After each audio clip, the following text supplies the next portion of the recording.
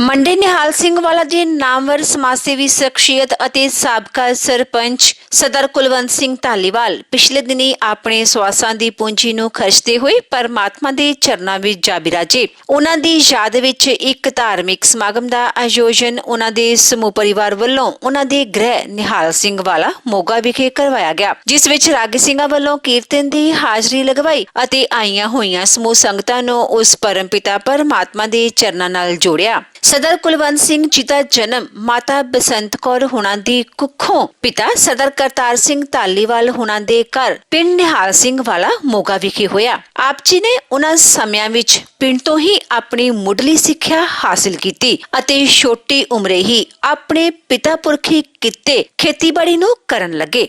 ਖੇਤੀਬਾੜੀ ਆਪਨੇ ਬਹੁਤ ਹੀ ਮਿਹਨਤ ਨਾਲ ਕੀਤੀ ਅਤੇ ਇਸ ਕਾਰੋਬਾਰ ਵਿੱਚ ਆਪ ਜੀ ਨੇ ਬਹੁਤ ਹੀ ਉન્નਤੀ ਹਾਸਿਲ ਕੀਤੀ। ਆਪ ਜੀ ਬਚਪਨ ਤੋਂ ਹੀ ਬਹੁਤ ਹੀ ਮਿਹਨਤੀ ਇਨਸਾਨ ਸਨ। ਆਪ ਜੀ ਦਾ ਵਿਆਹ 1970 ਵਿੱਚ ਸਰਦਾਰ ਰੁਲਦੂ ਸਿੰਘ ਜੀ ਦੀ ਸੁਪੁੱਤਰੀ ਬੀਬੀ ਬਲਜੀਤ ਕੌਰ ਜੀ ਹੁਣਾਂ ਨਾਲ ਹੋਇਆ। ਆਪ ਜੀ ਦੇ ਘਰ 3 ਪੁੱਤਰਾਂ ਸੁਖਜੀਤ ਸਿੰਘ, ਗਗਜੀਤ ਸਿੰਘ ਅਤੇ ਰਣਜੀਤ ਸਿੰਘ ਨੇ ਜਨਮ ਲਿਆ। ਆਪ ਜੀ ਨੇ ਆਪਣੇ ਬੱਚਿਆਂ ਨੂੰ ਚੰਗੇ ਸੰਸਕਾਰ ਦਿੱਤੇ, खूब पढ़ाया लिखाया ਅਤੇ समाज ਦੇ ਚੰਗੇ नागरिक बनाया।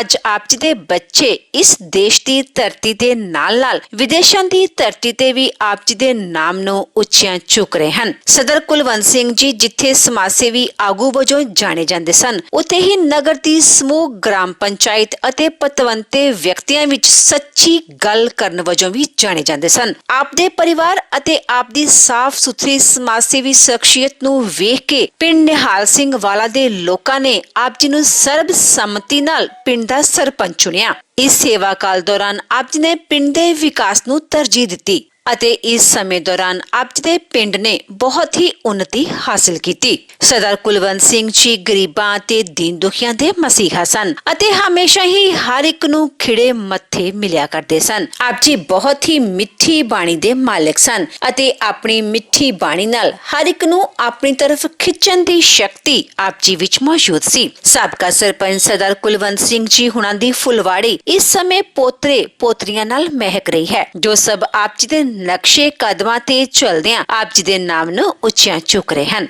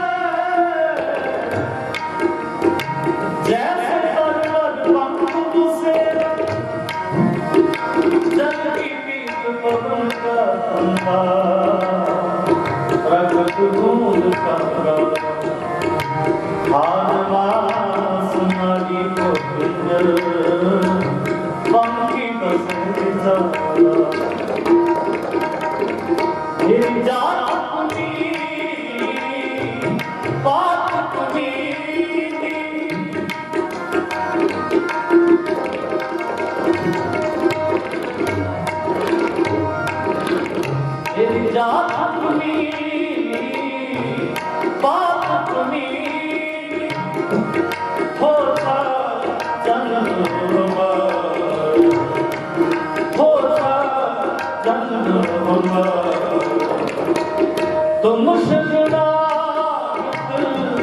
राधा रामचंद्र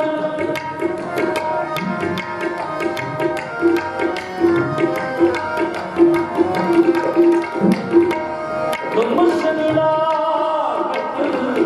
राधा रामचंद्र कह लगता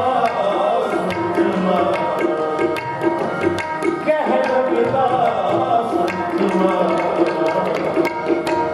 तानी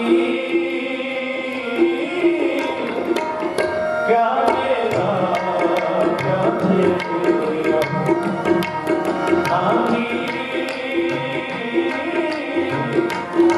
क्या मेरा क्या तेरा जैसे और पर पंख से जैसे तर पर पंख से रानी क्या मेरा क्या तेरा रानी क्या मेरा क्या तेरा क्या मेरा क्या तेरा क्या मेरा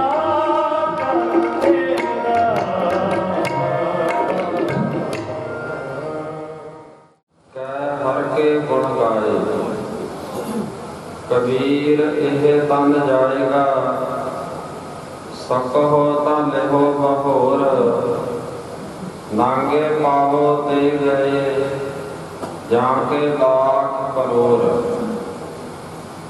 सेख हयाती जग ना कोई थिर रहा जिस आसन हम बैठे किते वैस गया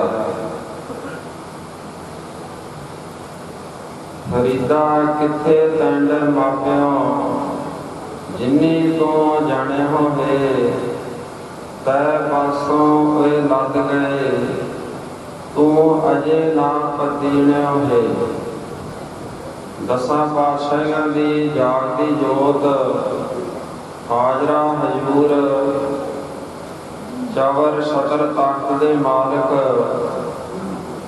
धन धन साहब श्री गुरु ग्रंथ साहब जी महाराज जिन्हां दी पावन अते पवित्र हजूरी विच बैठ के गुरु की साजी नवाजी साध संगत जी अज आपां बहुत ही सत्कारयोग बड़ी निर्मल आत्मा सरदार कुलवंत सिंह जी जो कि साबका सरपंच उन्हां दी अंतिम अरदास विच शामिल होने वास्ते सारे उन्हां दे रिश्तेदार नगर तो संगतां इलाके भर दे विचों बहुत वड्डी तादाद दे विच नगर पंचायतां सोसाइटियां प्रधान अनेकां ही संप्रदाय दे बंदे जिहड़े अज संगत रूप विच सरदार कुलवंत सिंह जी की अंतिम अरदास विच शामिल होने वास्ते उन्हां दे गृह विखे पहुंचे हाँ। सारी संगत प्यार सत्कार नाल हाजरी लवाओ। आपां 12:30 बजे तकरीबन अरदास शुरू करनी आ। 20-25 मिनट का ही टाइम है। सारिਆਂ ने बड़े प्यार दे नाल एक एक वचन जिहड़ा बाणी दा आपां सरवण करना है। ਸਾਰੇ ਪਿਆਰ ਦੇ ਨਾਲ ਹਾਜ਼ਰੀ ਲਵਾਓ। ਗੱਜ ਕੇ ਆਖੋ ਜੀ ਵਾਹਿਗੁਰੂ ਜੀ ਕਾ ਖਾਲਸਾ ਵਾਹਿਗੁਰੂ ਜੀ ਕੀ ਫਤਿਹ। ਧੰਨ ਸ੍ਰੀ ਗੁਰੂ ਨਾਨਕ ਦੇਵ ਜੀ ਮਹਾਰਾਜ, ਉਹਨਾਂ ਨੇ 5-7 ਸ਼ਲੋਕ ਜਿਹੜੇ ਇਕੱਠੇ ਲਿਖੇ ਹਨ। ਬੇਅੰਤ ਬਾਣੀ ਹੈ ਉਹਨਾਂ ਦੀ ਸ੍ਰੀ ਗੁਰੂ ਗ੍ਰੰਥ ਸਾਹਿਬ ਦੇ ਵਿੱਚ। ਜਿਹੜੇ ਸ਼ਲੋਕ ਲਿਖੇ ਹਨ ਉਹਨਾਂ ਦੇ ਵਿੱਚ ਇਹਨਾਂ ਨੇ ਸੰਸਾਰ ਦੀ ਤੇ ਨਿਰੰਕਾਰ ਦੀ ਗੱਲ ਕੀਤੀ ਹੈ। ਕਹਿੰਦੇ ਜਿਹੜਾ ਇਹ ਸੰਸਾਰ ਆਪਾਂ ਦੇਖ ਰਹੇ ਹਾਂ, ਆਪਾਂ ਅੱਖਾਂ ਦੇ ਨਾਲ ਦ੍ਰਿਸ਼ਟੀ ਦੇ ਨਾਲ ਤੱਕ ਰਹੇ ਹਾਂ। ਗੁਰੂ ਸਾਹਿਬ ਜੀ ਕਹਿੰਦੇ ਜਿਹੜਾ ਸੰਸਾਰ ਹੈ ਇਹ ਨਾਸ਼ਵਾਨ ਹੈ। ਜੋ ਆਇਆ ਸੋ ਚੱਲ ਸੀ, ਸਭ ਕੋਈ ਆਈ ਵਾਰੀ ਹੈ। ਇਹ ਸੰਸਾਰ ਦੇ ਵਿੱਚ ਕੋਈ ਵੀ ਸਥਿਰ ਰਹਿਣ ਵਾਲਾ ਨਹੀਂ ਹੈ। ਮਹਾਰਾਜ ਕਹਿੰਦੇ ਨੇ ਸੇਖ ਹਯਾਤੀ ਜਗ ਨਾ ਕੋਈ ਫਿਰ ਰਹਿਆ। ਦੇਖੋ ਕਿੰਨੇ ਸੋਹਣੇ ਬਚਨ ਮਹਾਰਾਜ ਨੇ ਲਿਖਿਆ, ਕਿੰਨੇ ਸੌਖੇ ਬਚਨ ਲਿਖਿਆ। ਹਰ ਇੱਕ ਨੂੰ ਸਮਝ ਵਿੱਚ ਪੈਣ ਵਾਲੇ ਬਚਨ ਨੇ ਬਾਣੀ ਦੇ ਵਿੱਚ। ਕਹਿੰਦੇ ਨਾ ਕੋਈ ਥਿਰ ਰਹਿਆ, ਇੱਥੇ ਕੋਈ ਵੀ ਥਿਰ ਰਹਿਣ ਵਾਲਾ ਨਹੀਂ ਹੈ। ਕਹਿੰਦੇ ਜਿਸ ਆਸਣ ਹਮ ਬੈਠੇ ਕਿਤੇ ਵੈਸ ਗਿਆ। ਪਤਾ ਨਹੀਂ ਕਿੰਨੇ ਕੁ ਲੋਕ ਜਿਹੜੀ ਆਪਾਂ ਧਰਤੀ ਤੇ ਬੈਠਦੇ ਉੱਠਦੇ ਹਾਂ, ਇਹਦੇ ਤੋਂ ਜੇ ਕਿੰਨੇ ਤੁਰ ਕੇ ਚਲੇ ਗਏ, ਕਿੰਨੇ ਕੁ ਬੈਠ ਕੇ ਚਲੇ ਗਏ, ਕੋਈ ਗਿਣਤੀ ਨਹੀਂ ਕਰ ਸਕਦਾ। ਪਤਾ ਨਹੀਂ ਕਿੰਨਿਆਂ ਨੇ ਹਜੇ ਆਉਣਾ ਹੈ, ਚਲੇ ਜਾਣਾ ਹੈ।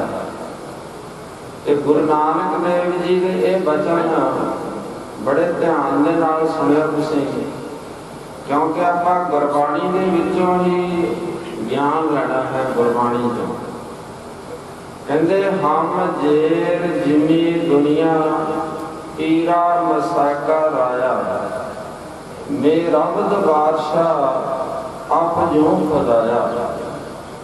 ਗੁਰੂ ਨਾਨਕ ਦੇਵ ਜੀ ਕਹਿੰਦੇ ਨੇ ਹਮ ਜੇਰ ਜਿਮੀ, ਜਿਮੀ ਕਹਿੰਦੇ ਧਰਤੀ ਨੂੰ। ਕਹਿੰਦੇ ਇਸ ਧਰਤੀ ਤੇ ਪਤਾ ਨਹੀਂ ਕਿੰਨੇ ਬਾਦਸ਼ਾਹ, ਸੁਲਤਾਨ, ਵੱਡੇ ਵੱਡੇ ਪੀਰ, ਪਕੰਬਰ, ਯੋਧੇ, ਔਲੀਏ ਆਏ। ਕਹਿੰਦੇ ਕੋਈ ਵੀ ਸੰਸਾਰ ਦੇ ਵਿੱਚ ਥਿਰ ਨਹੀਂ ਰਹਿਣਾ। ਮੇਰੇ ਰੱਬ ਦੇ ਬਾਦਸ਼ਾਹ, ਵੱਡੇ ਵੱਡੇ ਬਾਦਸ਼ਾਹ ਆਏ ਜਿਹੜੇ ਤੁਹਾਡੇ ਚੋਂ ਰੋਜ਼ ਨਿਤਨੇਮ ਦੀ ਬਾਣੀ ਪੜ੍ਹਦੇ ਆ, ਨਿਤਨੇਮ ਕਰਦੇ ਆ 5 ਬਾਣੀਆਂ ਦਾ। ਮਹਾਰਾਜ ਨੇ ਸਵਈਆਂ ਦੇ ਪਾਠ ਦੇ ਵਿੱਚ ਵੀ ਇਹੀ ਬਚਨ ਕੀਤੇ ਆ। ਜਦੋਂ ਤੁਸੀਂ ਧਿਆਨ ਦੇ ਨਾਲ ਤਵੈ ਪ੍ਰਸਾਦ ਸਵਈਆਂ ਦਾ ਪਾਠ ਕਰੋਗੇ ਨਾ, ਉਹਦੇ ਵਿੱਚ ਸਾਡੇ ਅੰਦਰ ਵਿਰਾਗ ਪੈਦਾ ਹੁੰਦਾ, ਸੰਸਾਰ ਤੋਂ ਸਾਡਾ ਮੋਹ ਘਟਦਾ, ਨਿਰੰਕਾਰ ਦੇ ਨਾਲ ਸਾਡਾ ਨੇਹ ਵੱਧਦਾ ਹੈ, ਪ੍ਰੇਮ ਵੱਧਦਾ ਹੈ। ਜਦੋਂ ਜਦੋਂ ਆਪਾਂ ਸਵਈਆਂ ਦਾ ਪਾਠ ਕਰਦੇ ਜਾਵਾਂਗੇ, ਉਹਨਾਂ ਨੂੰ ਸਮਝ ਕੇ ਪੜਾਂਗੇ। ਪਾਤਸ਼ਾਹ ਜੀ ਕੀ ਕਹਿੰਦੇ ਨੇ, 10ਵੇਂ ਪਾਤਸ਼ਾਹ ਆਪਣੀ ਬਾਣੀ ਵਿੱਚ ਕਹਿੰਦੇ ਜੀਤ ਫਿਰੈ ਸਭ ਦੇਸ਼ ਲਸਾਨ ਕੋ, ਬਾਜਤ ਢੋਲ ਮਿਰਦੰਗ ਨਗਾਰੇ, ਗੁੰਜਤ ਗੂੜ ਗਜਾਨ ਕੇ ਸੁੰਦਰ ਹੈ, ਸਚ ਹੀ ਹੈ ਰਾਜ ਹਜ਼ਾਰੇ। ਭੂਤ ਭਵਿਖ ਭਵਾਨ ਕੇ ਭੂਪਤ ਕੌਣ ਗਣੇ, ਨਹੀਂ ਜਾਤ ਪਚਾਰੇ, ਸ੍ਰੀਪਤ ਸ੍ਰੀ ਭਗਵਾਨ ਭਜੇਵਨ, ਅੰਤ ਕੋ ਅੰਤ ਕੇ ਧਾਮ ਸਦਾਰੇ। ਗੁਰੂ ਗੋਬਿੰਦ ਸਿੰਘ ਜੀ ਇਹ ਬਚਨ ਕਰਦੇ ਹਨ। ਕਹਿੰਦੇ ਜਦੋਂ ਕੋਈ ਰਾਜਾ ਦੇਸ਼ ਦਸੰਤਰਾਂ ਨੂੰ ਜਿੱਤ ਕੇ ਆਪਦੇ ਮਹਿਲਾਂ ਦੇ ਵਿੱਚ ਵਾਪਸ ਆਉਂਦਾ ਹੈ, ਜੀਤ ਫਿਰੈ ਸਭ ਦੇਸ਼ ਦਸਾਨ ਕੋ।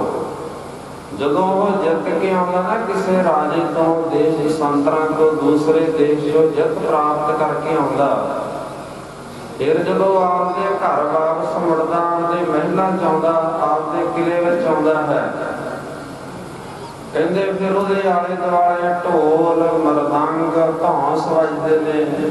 ਕੋਈ ਰੰਗਾਂ ਦੀ ਹੋਲੀ ਖੇਡਦਾ, ਕੋਈ ਨੱਚਦਾ ਆਉਂਦਾ।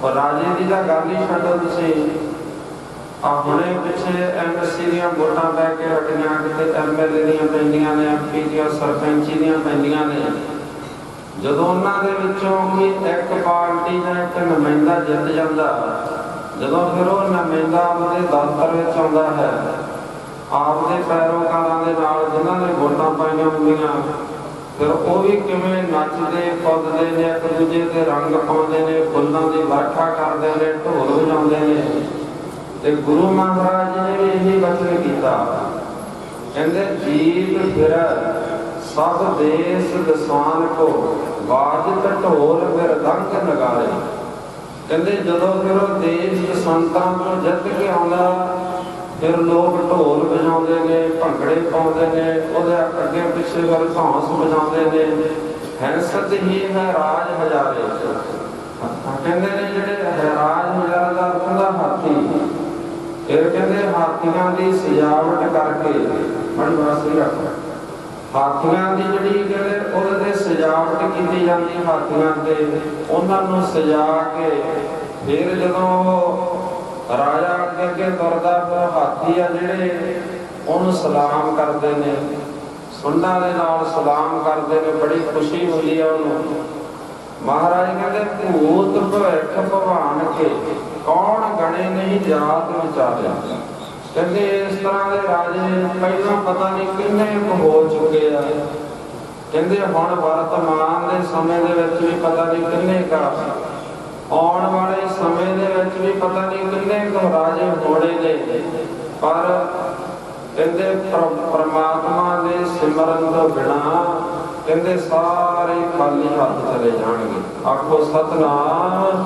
ਪਰਮਾਤਮਾ ਦੇ ਸਿਮਰਨ ਤੋਂ ਬਿਨਾਂ ਕਹਿੰਦੇ ਉਹਨਾਂ ਦੇ ਪੱਲੇ ਕੱਖ ਨਹੀਂ ਰਹਿਣਾ ਦੇਖੋ ਭੂਤ ਭਵਿੱਖ ਭਵਾਨ ਕੇ ਕੌਣ ਗਣੇ ਨਹੀਂ ਯਾਦ ਵਿਚਾਰੇ ਕਹਿੰਦੇ ਇੰਨੇ ਰਾਜੇ ਹੋ ਗਏ ਪਹਿਲਾਂ ਆਪਾਂ ਗਿਣ ਨਹੀਂ ਸਕਦੇ ਪਤਾ ਨਹੀਂ ਕਿੰਨੇ ਰਾਜੇ ਹੋ ਚੁੱਕੇ ਆ ਤੇ ਵਰਤਮਾਨ ਸਮੇਂ ਦੇ ਵਿੱਚ ਪਤਾ ਨਹੀਂ ਕਿੰਨੇ ਰਾਜੇ ਹੈਗੇ ਆ ਆਉਣ ਵਾਲੇ ਸਮੇਂ 'ਚ ਪਤਾ ਨਹੀਂ ਕਿੰਨੇ ਕੁ ਹੋਣੇ ਆ ਗਿਣਤੀ ਨਹੀਂ ਕਰ ਸਕਦਾ ਕੋਈ ਪਰ ਕਹਿੰਦੇ ਨਾਮ ਤੋਂ ਬਿਨਾਂ ਉਹ ਸਾਰੇ ਖਾਲੀ ਚਲੇ ਜਾਣਗੇ ਤੇ ਗੁਰੂ ਨਾਨਕ ਦੇਵ ਜੀ ਵੀ ਕੀ ਕਹਿੰਦੇ ਆ ਇਹ ਤਾਂ 10ਵੇਂ ਪਾਤਸ਼ਾਹ ਜੀ ਦਾ ਬਚਨ ਆ ਨਾ 10ਵੇਂ ਗ੍ਰੰਥ 'ਚ ਗੁਰੂ ਨਾਨਕ ਦੇਵ ਜੀ ਕਹਿੰਦੇ ਨੇ ਨਾ ਦੇਵ ਦਾਨਵ ਨਰਾ ਨਾ ਸਦ ਸਾਧ ਕਾ ਧਰਾ ਆਸਤ ਏਕ ਦਿਗਰ ਕੋਈ ਏਕ ਤੋਈ ਏਕ ਤੋਈ ਇਹ ਬਾਣੀ ਥੋੜੀ ਜਿਹੀ ਮਹਿੰਗੀ ਬਾਣੀ ਹੈ ਜੇ ਟਕਸਾਲਾਂ ਦੇ ਵਿੱਚ ਗ੍ਰੰਥੀ ਸਿੰਘ ਪੜ੍ਹੇ ਆ ਉਸਤਾਦਾਂ ਤੋਂ ਜਿਨ੍ਹਾਂ ਨੇ ਮਾਰ ਖਾਧੀ ਆ ਉਹਨਾਂ ਨੂੰ ਇਸ ਬਾਣੀ ਦੀ ਸਮਝ ਆਉਂਦੀ ਹੈ ਉਹ ਕਹਿੰਦੇ ਨਾ ਦੇਵ ਦਾਨਵ ਨਰਾ ਕਹਿੰਦੇ ਨਾ ਤਾਂ ਇੱਥੇ ਕੋਈ ਦੇਵੀ ਦੇਵਤੇ ਨੇ ਰਹਿਣਾ ਨਾ ਕਹਿੰਦੇ ਨੇ ਆਪਾਂ ਨੂੰ ਮਨੁੱਖਾਂ ਨੂੰ ਨਾ ਕਹਿੰਦੇ ਇੱਥੇ ਮਨੁੱਖਾਂ ਨੇ ਰਹਿਣਾ ਨਾ ਕਹਿੰਦੇ ਰਾਖਸ਼ਾਂ ਨੇ ਰਹਿਣਾ ਅਸਤ ਏਕ ਦਿਗਰ ਕੋਈ ਮਹਾਰਾਜ ਕਹਿੰਦੇ ਵੀ ਅਸਤ ਏਕ ਦਾ ਅਰਥ ਕੀ ਹੁੰਦਾ ਕਹਿੰਦੇ ਜੀ ਫਿਰ ਰਹਿੰਦਾ ਕੌਣ ਹੈ ਸਵਾਲ ਕੀਤਾ ਕਹਿੰਦੇ ਨਾ ਦੇਵੀ ਦੇਵਤਾ ਨਾ ਕੋਈ ਨਰ ਨਾ ਮਨੁੱਖ ਨਾ ਰਾਖਸ਼ ਤੇ ਰਹਿੰਦਾ ਕੋਈ ਨਹੀਂ ਧਰਤੀ ਤੇ ਫਿਰ ਰਹਿੰਦਾ ਕੌਣ ਹੈ ਫਿਰ ਮਹਾਰਾਜ ਪਤਾ ਕੀ ਕਹਿੰਦੇ ਆ ਕਹਿੰਦੇ ਏਕ ਤੋਈ ਏਕ ਤੋਈ ਕਹਿੰਦੇ ਇੱਕ ਪਰਮਾਤਮਾ ਹੀ ਸਦਾ ਜਿਹੜਾ ਥਿਰ ਰਹਿਣ ਵਾਲਾ ਤੀਜੇ ਸ਼ਲੋਕ ਦੇ ਵਿੱਚ ਗੁਰੂ ਨਾਨਕ ਦੇਵ ਜੀ ਕੀ ਸਮਝਾਉਂਦੇ ਆ ਧਿਆਨ ਨਾਲ ਸੁਣੋ ਤੁਸੀਂ ਬਾਣੀ ਦੀ ਮੈਂ ਕੋਈ ਆਪਦੇ ਕੋਲ ਨਹੀਂ ਬੋਲ ਰਿਹਾ ਵੀ ਆਪਦੇ ਕੋਲ ਹੀ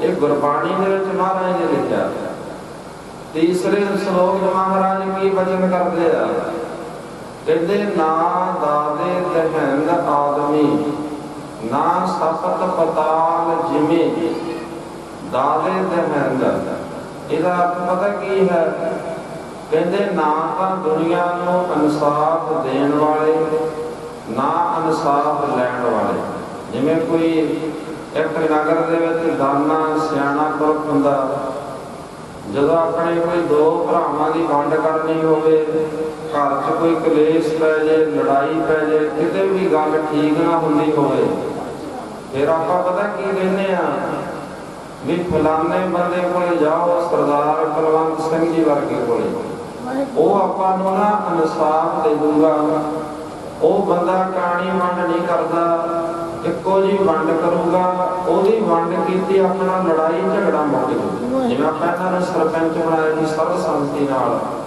ਤਾਂ ਹੀ ਬਣਾਇਆ ਸੀ ਨਾ ਵੀ ਇਹ ਚੰਗੇ ਫੈਸਲੇ ਕਰਦੇ ਨੇ, ਕਿਸੇ ਦਾ ਪੱਖ ਨਹੀਂ ਪੂਰਦੇ, ਇਹ ਬੜੇ ਇਨਸਾਫ ਆਪਣੇ ਪਸੰਦ ਇਨਸਾਨ ਨੇ। ਤੇ ਮਹਾਰਾਜ ਕਹਿੰਦੇ ਜਿਹੜੇ ਇੰਨੀ ਤੀਕਸ਼ਣ ਬੁੱਧੀ ਰੱਖਣ ਵਾਲੇ, ਇੰਨੇ ਸਿਆਣੇ ਪੁਰਖ ਵੀ ਜਦੋਂ ਵੀ ਕੋਈ ਫੈਸਲਾ ਕਰਾਉਣਾ ਹੋਵੇ ਲੋਕ ਉਸ ਬੰਦੇ ਕੋਲੇ ਜਾਂਦੇ ਜਿਨ੍ਹਾਂ ਨੂੰ ਆਪਾਂ ਜੱਜ ਸਾਹਿਬਾਨ ਵੀ ਕਹਿੰਦੇ ਆ, ਵੀ ਉੱਥੇ ਫੈਸਲਾ ਅਦਾਲਤ ਦੇ ਵਿੱਚ ਹੋਊਗਾ। ਜਾਂ ਕੋਈ ਆਪਣੇ ਸਿਆਣੇ ਲੀਡਰ ਹੁੰਦੇ ਨੇ, ਜਿਵੇਂ ਆਪਣੇ ਇੱਥੋਂ ਦੇ ਬਹੁਤ ਸਮਝਦਾਰ ਲੀਡਰ ਨੇ ਭੇਸ਼ਵਰ ਸਿੰਘ ਜੀ, ਉਹਨਾਂ ਕੋਲੇ ਵੀ ਸੰਗਤਾਂ ਜਾਂਦੀਆਂ ਨੇ ਫੈਸਲੇ ਕਰਾਉਣ ਵਾਸਤੇ। ਮਹਾਰਾਜ ਕਹਿੰਦੇ ਦੇਖੋ ਵੀ ਸਮਾਂ ਇੱਕ ਐਸਾ ਆਜੂਗਾ, ਕਹਿੰਦੇ ਨਾ ਦਾਦੇ ਦਹਿੰਦ ਆਦਮੀ, ਕਹਿੰਦੇ ਨਾ ਤਾਂ ਦੁਨੀਆ ਨੂੰ ਇਨਸਾਫ ਦੇਣ ਵਾਲੇ ਰਹਿਣਗੇ, ਉਹਨਾਂ ਨੂੰ ਵੀ ਮੌਤ ਨੇ ਇੱਕ ਦਿਨ ਲੈ ਜਾਣਾ। ਜਿਹੜੇ ਲੋਕ ਉਹਨਾਂ ਕੋਲ ਜਾ ਕੇ ਇਨਸਾਫ ਲੈਂਦੇ ਨੇ, ਉਹਨਾਂ ਨੇ ਵੀ ਇੱਕ ਦਿਨ ਚਲੇ ਜਾਣਾ। ਸੰਗੀ ਸਰਦਾਰ ਕੁਲਵੰਤ ਸਿੰਘ ਜੀ ਜੋ ਆਪ ਦਿੱਤੀ ਹੋਈ ਸਵਾਸਾਂ ਦੇ ਆਜ ਨੂੰ ਭੁਗਤਦਿਆਂ ਹੋਇਆਂ ਪਿਛਲੇ ਦਿਨ ਆਪ ਜੀ ਦੇ ਚਰਨਾਂ ਵਿੱਚ ਜਾ ਬਰਾਜੇ ਸਨ। ਉਹਨਾਂ ਦੇ ਸਾਰੇ ਹੀ ਪਰਿਵਾਰ ਵੱਲੋਂ ਸੱਚੇ ਪਾਤਸ਼ਾਹ ਜੀ ਉਹਨਾਂ ਦੀ ਆਤਮਿਕ ਸੁਖ ਸ਼ਾਂਤੀ ਵਾਸਤੇ, ਜਨਮ ਮਰਨ ਦੇ ਬੰਧਨਾਂ ਨੂੰ ਕੱਟਣ ਵਾਸਤੇ ਮਹਾਰਾਜ ਜੀ ਆਪ ਜੀ ਦੀ ਪਾਵਨ ਪਵਿੱਤਰ ਗੁਰਬਾਣੀ ਇੱਕ ਸਾਹਿਬ ਸ੍ਰੀ ਗੁਰੂ ਗ੍ਰੰਥ ਸਾਹਿਬ ਜੀ ਦੇ ਸ੍ਰੀ ਸਹਿਜ ਪਾਠ ਘਰ ਵਿੱਚ ਆਰੰਭ ਕਰਵਾਏ ਸਨ। ਆਪ ਜੀ ਦੀ ਕਿਰਪਾ ਦੁਆਰਾ ਪਾਠਾਂ ਦੀ ਨਿਰਵਿਘਨ ਸਹਿਜ ਸਮਾਪਤੀ ਹੋਈ ਹੈ। ਗ੍ਰੰਥੀ ਸਿੰਘਾਂ ਨੂੰ ਗੁਰਬਾਣੀ ਪੜ੍ਹਦਿਆਂ ਸੇਵਾਦਾਰਾਂ ਤੋਂ ਆਪ ਜੀ ਦੀ ਹਜ਼ੂਰੀ ਵਿੱਚ ਸੇਵਾ ਨਿਭਾਉਂਦਿਆਂ ਅਨੇਕ ਪ੍ਰਕਾਰ ਦੀਆਂ ਭੁੱਲਾਂ ਰਹਿ ਜਾਂਦੀਆਂ ਨੇ। ਅਣਜਾਣ ਬੱਚੇ ਜਾਣਦੇ ਹੋਏ ਮਾਫ਼ ਕਰਨਾ ਜੀ। ਅੱਗੋਂ ਤੋਂ ਆਪਣੇ ਬੱਚਿਆਂ ਨੂੰ ਸ਼ੁੱਧ ਸਪਸ਼ਟ ਗੁਰਬਾਣੀ ਪੜ੍ਹਨ ਦੀ, ਸੇਵਾਦਾਰਾਂ ਨੂੰ ਸੇਵਾ ਕਰਨ ਦੀ ਸਮਤ ਬਖਸ਼ਣੀ। ਕੀਤਾ ਹੋਇਆ ਸੇਵਾ ਸਮਰਪਣ ਸੱਚੇ ਪਾਤਸ਼ਾਹ ਜੀ ਕੀਰਤਨ ਦਾ ਭਾਵ ਵਿਛੜੀ ਹੋਈ ਆਤਮਾ ਨੂੰ ਬਖਸ਼ਣਾ, ਉਹਨਾਂ ਨੂੰ ਆਪਦੇ ਚਰਨਾਂ ਦੇ ਵਿੱਚ ਥਾਂ ਬਖਸ਼ਣੀ। ਮਹਾਰਾਜ ਜੀ ਸੰਸਾਰ ਦੇ ਵਿੱਚ ਰਹਿੰਦਿਆਂ ਹੋਇਆਂ ਜੀਵ ਤੋਂ ਅਨੇਕ ਪ੍ਰਕਾਰ ਦੀਆਂ ਭੁੱਲਾਂ ਗਲਤੀਆਂ ਹੋ ਜਾਂਦੀਆਂ ਨੇ। ਸੱਚੇ ਪਾਤਸ਼ਾਹ ਜੀ ਆਪ ਜੀ ਬਖਸ਼ਣਹਾਰ ਹੋ, ਕਿਰਪਾ ਕਰਕੇ ਬਖਸ਼ ਲੈਣਾ ਜੀ। ਲਿਖਿਆ ਕਦੇ ਨਾ ਛੁਟਿਆ ਖਿਨ ਭੁੱਲਣਹਾਰ, ਬਖਸ਼ਣਹਾਰ ਬਖਸ਼ ਲੈ ਨਾਨਕ ਪਾਰ ਅਵਤਾਰ। ਹਮ ਡੋਲਤ ਬੇੜੀ ਪਾਪ ਭਰੀ ਹੈ, ਪਵਨ ਲਗੇ ਮਤ ਜਾਈ। ਸਾਨੂੰ ਸਦ ਭੇਟਣ ਕੋ ਆਏ, ਨਿਸ਼ਚੋ ਦੇ ਵਡਿਆਈ। ਗੁਰ ਤਾਰ ਤਾਰਨ ਹਾਰਿਆ, ਦੇ ਭਗਤ ਪੂਰਨ ਆਪਣਾ ਸੁਨਾਸੀ। ਬਹੁਤ ਕੁਝ ਕੋ ਬਲਿਹਾਰਿਆ। ਸਭ ਤਰ੍ਹਾਂ ਕਰਕੇ ਮਹਾਰਾਜ ਜੀ ਬਖਸ਼ ਲੈਣਾ, ਬਖਸ਼ ਲੈਣਾ। ਪਿੱਛੋਂ ਸਾਰੇ ਹੀ ਪਰਿਵਾਰ ਨੂੰ ਭਾਣਾ ਮੰਨਣ ਦੀ ਤਾਕਤ ਬਖਸ਼ਣੀ। ਮਹਾਰਾਜ ਜੀ ਉਹਨਾਂ ਦੇ ਨਿਮਿਤ ਜੋ ਵੀ ਪੁੰਨ ਦਾਨ ਸੇਵਾ ਸਮਰਨ ਕੀਤਾ, ਸੱਚੇ ਪਾਤਸ਼ਾਹ ਜੀ ਆਪ ਜੀ ਲੇਖੇ ਵਿੱਚ ਲਾ ਲੈਣਾ। ਇਸ ਵੇਲੇ ਪਰਿਵਾਰ ਵੱਲੋਂ ਆਪ ਜੀ ਵਾਸਤੇ ਸੁੰਦਰ ਮਾਲੇ ਪਹਿਨਾਏ ਜਾਂਦੇ ਹਨ। ਆਪ ਜੀ ਅੰਗੀਕਾਰ ਕਰੋ ਸੇਵਕਾਂ ਦੇ ਲੋਕ ਪ੍ਰਲੋਕ ਵਿੱਚ ਪੜਦੇ ਕੱਢਣੇ। ਆਪ ਜੀ ਦੀਆਂ ਬਖਸ਼ੀਆਂ ਦਾਤਾਂ ਵਿੱਚੋਂ ਦੇਗ ਦਾ ਥਾਲਾ ਸਜ ਕੇ ਹਾਜ਼ਰ ਹੋਇਆ ਹੈ। ਆਪ ਜੀ ਭੋਗ ਲਾਓ, ਸੀਤ ਪ੍ਰਸ਼ਾਦ ਸਾਧ ਸੰਗਤ ਨੂੰ ਬਖਸ਼ੋ। ਇਸ ਵੇਲੇ ਜੋ ਵੀ ਸੰਗਤਾਂ ਆਪਦੇ ਦਰਬਾਰ ਵਿੱਚ ਤਿੰਨ ਫਲ ਭੇਟਾਂ ਲੈ ਕੇ ਪਹੁੰਚੀਆਂ ਹਨ, ਸਭ ਦੀਆਂ ਹਾਜ਼ਰੀਆਂ ਦਰ ਪ੍ਰਵਾਨ ਕਰਨੀਆਂ। ਸਮੂਹ ਸਾਧ ਸੰਗਤ ਦੇ ਸਿਰ ਤੇ ਮਿਹਰ ਭਰਿਆ ਹੱਥ ਰੱਖਣਾ ਜੀ। ਸਭ ਦਾ ਭਲਾ ਕਰਨਾ। ਇਸ ਵੇਲੇ ਹੁਕਮਨਾਮੇ ਬਖਸ਼ ਕੇ ਨਿਹਾਲ ਕਰੋ। ਜੋ ਜੀ ਤੁਹਾਡੇ ਦਰ ਤੇ ਆਵੇ, ਆਪ ਜੀ ਦੀ ਮਿਹਰ ਦਾ ਸਦਕਾ ਸਭ ਰਾਜੀ ਖੁਸ਼ੀ ਜਾਵੇ। ਸੁਖ ਹੋਵੇ ਨਾਮ ਚਿਤਿਆ ਹੋਵੇ। ਗੁਰੂ ਨਾਨਕ ਨਾਮ ਚੜ੍ਹਦੀ ਕਲਾ ਤੇਰੇ ਭਾਣੇ ਸਰਬਤ।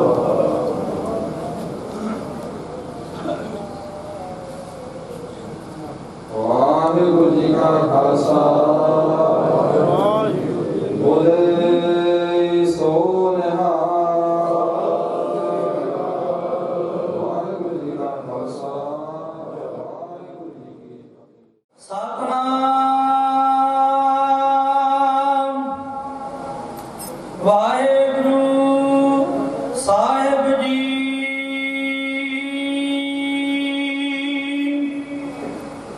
ਸੋਰਠ ਮਹੱਲਾ ਨਵਾਂ। ਜੋ ਨਾਰ ਦੁਖ ਮੈਂ ਦੁਖ ਨਹੀਂ ਮਾਨੈ, ਸੁਖ ਸਨੇਹੋ ਅਰ ਭੈ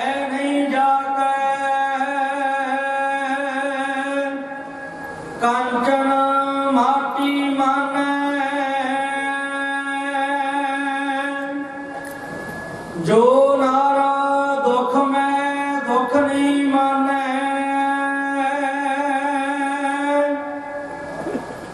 सुख स्नेह वर पै नहीं जाकै,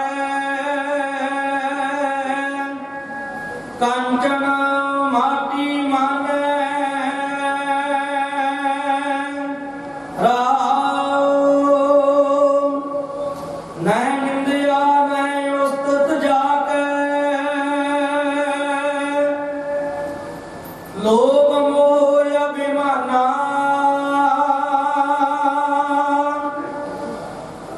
हरख सोग तेरा न्यारो, नाहे माने अपमाना,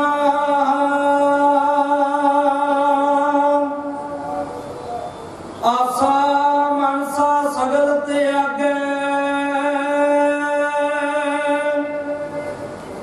जग तेरा निरासा,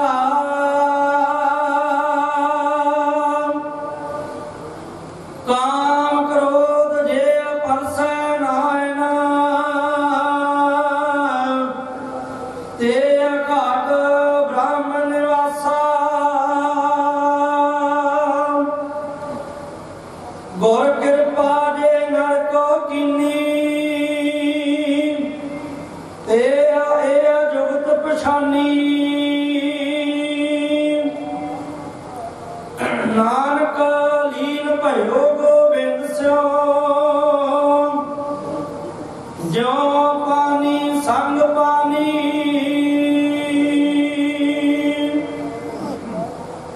गुर कृपा जे नर को कीनी, ते ए जुगत पछानी, नानक लीन भयो गोबिंद स्यो, ज्यो पानी संग पानी, वाहिगुरू जी का खालसा वाहिगुरू जी की फतेह। मानयोग सतगुਰਾਂ ਦੀ साजी ਅਤੇ ਨਵਾਜੀ ਹੋਈ ਗੁਰੂ ਰੂਪ ਗੁਰੂ ਖਾਲਸਾ ਸਾਧ ਸੰਗਤ ਜੀਓ,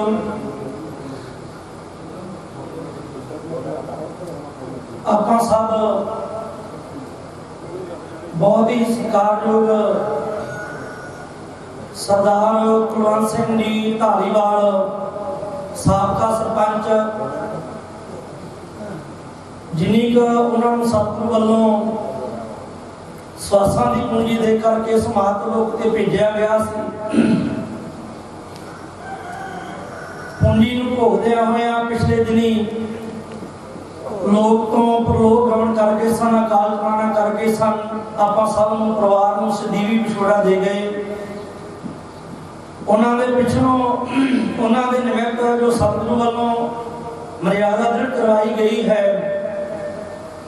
ਵੀ ਕੋਈ ਵੀ ਪ੍ਰਾਣੀ ਚੜ੍ਹਾਈ ਕਰਦਾ ਹੈ ਤੇ ਉਹਨਾਂ ਦੇ ਪਿੱਛੋਂ ਆਂਤੇ ਸਤਿਗੁਰ ਬੋਲਿਆ, ਮੈਂ ਪਿੱਛੇ ਕੀਰਤਨ ਕਰਿਓ ਨਿਰਵਾਣ ਜੀਓ, ਗੁਰਬਾਣੀ ਦਾ ਆਸਰਾ ਲੈਣਾ ਹੈ। ਢਾਲੀਵਾਲ ਸਮੂਹਿਕ ਪਰਿਵਾਰ ਵੱਲੋਂ ਰਲ ਮਿਲ ਕਰਕੇ ਪਿਛਲੇ ਦਿਨਾਂ ਤੋਂ ਗਏ ਵਿਖੇ ਧੁਰਕੀ ਬਾਣੀ ਆਈ। ਤਿੰਨ ਸਗਲੀ ਚਿੰਤ ਮਿਟਾਈ ਜੀ ਦੇ ਅੰਮ੍ਰਿਤ ਬਾਣੀ ਦੇ ਸ੍ਰੀ ਸਹਿਜ ਪਾਠ ਸਾਹਿਬ ਪ੍ਰਕਾਸ਼ਮਾਨ ਕਰਵਾਏ ਗਏ, ਜਿਨ੍ਹਾਂ ਦੇ ਅੰਮ੍ਰਿਤ ਵੇਲੇ ਭੋਗ ਪਾਏ ਗਏ। ਉਪਰੰਤ ਕੱਲ ਜੋ ਮੈਂ ਕੀਰਤਨ ਪ੍ਰਧਾਨਾ ਗੁਰਮੁਖ ਜਪੀਏ ਲਾਏ ਧਿਆਨਾਂ ਦੇ ਮਹਾਵਾਕ ਅਨੁਸਾਰ ਰਾਗੀ ਸਿੰਘਾਂ ਨੇ ਬੜਾ ਰਾਗਮਈ ਕੀਰਤਨ ਰਸ ਭਿੰਨੀ ਗੁਰਬਾਣੀ ਦਾ ਕੀਰਤਨ ਆਪ ਜੀਆਂ ਨੂੰ ਸਰਵਣ ਕਰਾਇਆ। ਉਸ ਤੋਂ ਬਾਅਦ ਸਾਡੇ ਬਹੁਤ ਹੀ ਸਤਿਕਾਰਯੋਗ ਸ੍ਰੀਮਾਨ ਸੰਤ ਬਾਬਾ ਇੰਦਰਪਾਲ ਸਿੰਘ ਜੀ ਨਾਨਕ ਸੰਪਰਦਾਇ ਦੇ ਮਹਾਂਪੁਰਖ, ਜੋ ਪਰਿਵਾਰ ਦੇ ਨਾਲ ਬਹੁਤ ਸਨੇਹ ਰੱਖਦੇ ਹੈ, ਬਹੁਤ ਪਿਆਰ ਹੈ ਪਰਿਵਾਰ ਦੇ ਨਾਲ, ਬਾਪੂ ਜੀ ਦੇ ਪਿਆਰ ਦੇ ਵਿੱਚ ਭਿੱਜ ਕਰਕੇ ਇਸ ਪਰਿਵਾਰ ਦੇ ਵਿੱਚ ਦੁੱਖ 'ਚ ਸਾਂਝੀ ਹੋਣ ਵਾਸਤੇ ਪਹੁੰਚੇ ਸਨ। ਉਹਨਾਂ ਨੇ ਵੀ ਆਪ ਸੰਗਤਾਂ ਨੂੰ ਬਹੁਤ ਡੂੰਘੀਆਂ ਵਿਚਾਰਾਂ ਦੇ ਨਾਲ ਨਿਹਾਲ ਕੀਤਾ। ਜੋ ਗੁਰੂ ਸਾਨੂੰ ਉਪਦੇਸ਼ ਦਿੰਦਾ ਹੈ, ਗੁਰੂ ਦਾ ਗਿਆਨ ਆਪ ਜੀਆਂ ਦੇ ਨਾਲ ਸਾਂਝਾ ਕੀਤਾ ਹੈ। ਗੁਰੂ ਨਾਨਕ ਦੇਵ ਸਾਹਿਬ ਮਹਾਰਾਜ ਜੀ ਦਾ ਜੋ ਸਿਧਾਂਤ ਹੈ ਵੀ ਗੁਰੂ ਦੀ ਗੱਲ ਹਰ ਇੱਕ ਨਾਲ ਸਾਂਝੀ ਕਰਨੀ ਹੈ, ਵਿਚਾਰ ਵਟਾਂਦਰਾ ਕਰਨਾ ਹੈ ਗੁਰਬਾਣੀ ਦੇ ਆਧਾਰ ਤੇ ਮਹਾਂਪੁਰਖਾਂ ਨੇ ਬਹੁਤ ਵੱਡ ਮੁੱਲੀਆਂ ਵਿਚਾਰਾਂ ਦੇ ਨਾਲ ਆਪ ਸੰਗਤਾਂ ਦੇ ਨਾਲ ਸਾਂਝ ਪਾਈ ਹੈ। ਸਾਧ ਸੰਗਤ ਜੀ, ਜੇ ਮੈਂ ਬਾਪੂ ਦੇ ਜੀਵਨ ਬਾਰੇ ਬੋਲਾਂ ਤੇ ਬਹੁਤੀ ਕੋਈ ਕਥਨੀ ਨਹੀਂ ਹੈ, ਇਹਦੇ ਵਿੱਚ ਕੋਈ ਬਹੁਤਾ ਮਹਿਨਾ ਨਹੀਂ ਰੱਖਦਾ, ਕਿਉਂਕਿ ਮਹਾਂਪੁਰਖਾਂ ਨੇ ਬੜੀ ਵਿਸਥਾਰ ਦੇ ਨਾਲ ਬਾਪੂ ਜੀ ਹੋਰਾਂ ਬਾਰੇ ਦੱਸ ਦਿੱਤਾ ਹੈ। ਤੇ ਬਾਕੀ ਦੂਸਰੀ ਗੱਲ ਹੈ ਵੀ ਇਹ ਜੋ ਇਕੱਠ ਹੈ ਸੰਗਤ ਦਾ, ਇਹ ਬਾਪੂ ਜੀ ਹੋਰਾਂ ਦੀ ਸੱਚਾਈ ਪੇਸ਼ ਕਰਦਾ ਵੀ ਕਿੰਨੇ ਉਹ ਨਿੱਘੇ ਸੁਭਾਅ ਦੇ ਸਨ, ਕਿੰਨੇ ਲੋਕਾਂ ਦੇ ਵਿੱਚ ਵਿਚਰੇ ਨੇ, ਕਿੰਨਾ ਪਿਆਰ ਵੰਡਿਆ ਹੈ, ਕਿੰਨਾ ਆਦਮੀਆਂ ਦੇ ਨਾਲ ਉਹਨਾਂ ਨੇ ਮਿੱਠ ਬੋਲੇ ਸੁਭਾਅ ਦੇ ਨਾਲ ਵਰਤਾਓ ਕੀਤਾ। ਜਿੰਨੀ ਜ਼ਿੰਦਗੀ ਉਹਨਾਂ ਨੇ ਬਤੀਤ ਕੀਤੀ ਹੈ ਉਹ ਸੋਹਣੀ ਜ਼ਿੰਦਗੀ ਸਤਿਗੁਰੂ ਦੀ ਕਿਰਪਾ ਦੇ ਨਾਲ ਰਾਜਿਆਂ ਵਾਂਗ ਬਤਾ ਕੇ ਗਏ ਹੈ। ਤਕਰੀਬਨ 10 ਦਾ 2-4 ਸਾਲਾਂ ਤੋਂ ਪਰਿਵਾਰ ਦੇ ਨਾਲ ਪਿਆਰ ਹੈ ਤੇ ਇੱਥੇ 2 ਸਹਿਜ ਪਾਠ ਇਸ ਤੋਂ ਪਹਿਲਾਂ ਮੈਂ ਪਰਿਵਾਰ ਦੇ ਘਰ ਕੀਤੇ ਤੇ ਬਾਪੂ ਜੀ ਹੋਰਾਂ ਨੇ ਅੰਮ੍ਰਿਤ ਵੇਲੇ ਇੱਧਰਲੇ ਪਾਸੇ ਆ ਜਾਣਾ ਪਸ਼ੂਆਂ ਵਾਲੇ ਪਾਸੇ ਤੇ ਉਹਨਾਂ ਨੇ ਮੈਨੂੰ ਦੱਸਣਾ, ਕਹਿੰਦੇ ਪੁੱਤ ਕਿਸੇ ਵੀ ਗੱਲ ਦੀ ਕੋਈ ਕਮੀ ਨਹੀਂ ਹੈ। ਹੁਣ ਤਾਂ ਬਸ ਇਹ ਮੈਂ ਅਰਦਾਸ ਬੇਨਤੀ ਕਰਦਾ ਮਾਂ ਦੇ ਚਰਨਾਂ 'ਚ, ਮਹਾਰਾਜ ਤੁਰੇ ਫਿਰਦੇ ਨੂੰ ਲੈ ਵੀ ਕਸ਼ਟ ਨਾ ਭੋਗਾਂ ਤੇ ਤੁਰਾ ਫਿਰਦੇ ਜਾਵਾਂ ਤੇ ਕੋਈ ਇਸ ਗੱਲ ਵਾਲੀ ਗਿਲੇ ਵਾਲੀ ਗੱਲ ਨਹੀਂ। ਤੇ ਉਹਨਾਂ ਨੇ ਕਹਿਣਾ ਜਿਵੇਂ ਗੁਰੂ ਅਰਜਨ ਦੇਵ ਸਾਹਿਬ ਮਹਾਰਾਜ ਜੀ ਤਤੀ ਤਵੀ ਤੇ ਬੈਠੇ ਤੇ ਉਹਨਾਂ ਨੇ ਜੀਤਾ ਮਾਰ ਕਹਿੰਦੇ ਅਲਾਹੁ ਮੈਂ ਕਾਹੂ ਨਾ ਦਿਓ ਮਨ ਮੀਤ ਤੁਹਾਰ ਲਾਂਭਾ ਕੋਈ ਨਹੀਂ, ਜੋ ਸਤਿਗੁਰੂ ਜਿਵੇਂ ਤੈਨੂੰ ਪਾਉਂਦਾ ਸੀ ਉਵੇਂ ਹੋਇਆ। ਇਹ ਸਤਿਗੁਰੂ ਜੀ ਮਹਾਰਾਜ ਜੀਆਂ ਨੇ ਜਿੰਨੇ ਇੱਕ ਸਵਾਲ ਦੇ ਕਰਕੇ ਇਸ ਮਾਤ ਲੋਕ ਤੇ ਸਰਦਾਰ ਕੁਲਵੰਤ ਸਿੰਘ ਜੀ ਧਾਲੀਵਾਲ ਨੂੰ ਭੇਜਿਆ ਸੀ, ਉਹਨੇ ਕੀ ਸਵਾਸ ਹੋ ਕੇ ਉਹ ਚਲੇ ਗਏ, ਕਿਉਂਕਿ ਮਹਾਰਾਜ ਜੀਆਂ ਦਾ ਇਹ ਉਪਦੇਸ਼ ਹੈ। ਮਹਾਰਾਜ ਕਹਿੰਦੇ ਮਰਨ ਲਿਖਾਏ ਮੰਡਲ ਮੈਂ ਆਏ ਜੀਵਨ ਸਾਡੇ ਮਾਏ। ਮਰਨਾ ਲਿਖਿਆ ਜਾਂਦਾ ਹੈ, ਨਿਸ਼ਚਿਤ ਹੈ ਮੌਤ। ਮਹਾਂਪੁਰਖਾਂ ਨੇ ਬੜੇ ਵਿਸਥਾਰ ਸਹਿਤ ਆਦਮੀਆਂ ਦੇ ਨਾਲ ਇਹ ਸਾਂਝ ਪਾਈ ਹੈ। ਆਓ ਹੁਣ ਸਾਧ ਸੰਗਤ ਜੀ ਇੱਥੇ ਸਮਾਪਤੀ ਹੈ, ਜੋ ਅਗਲੀ ਸਟੇਜ ਦੀ ਕਾਰਵਾਈ ਹੈ।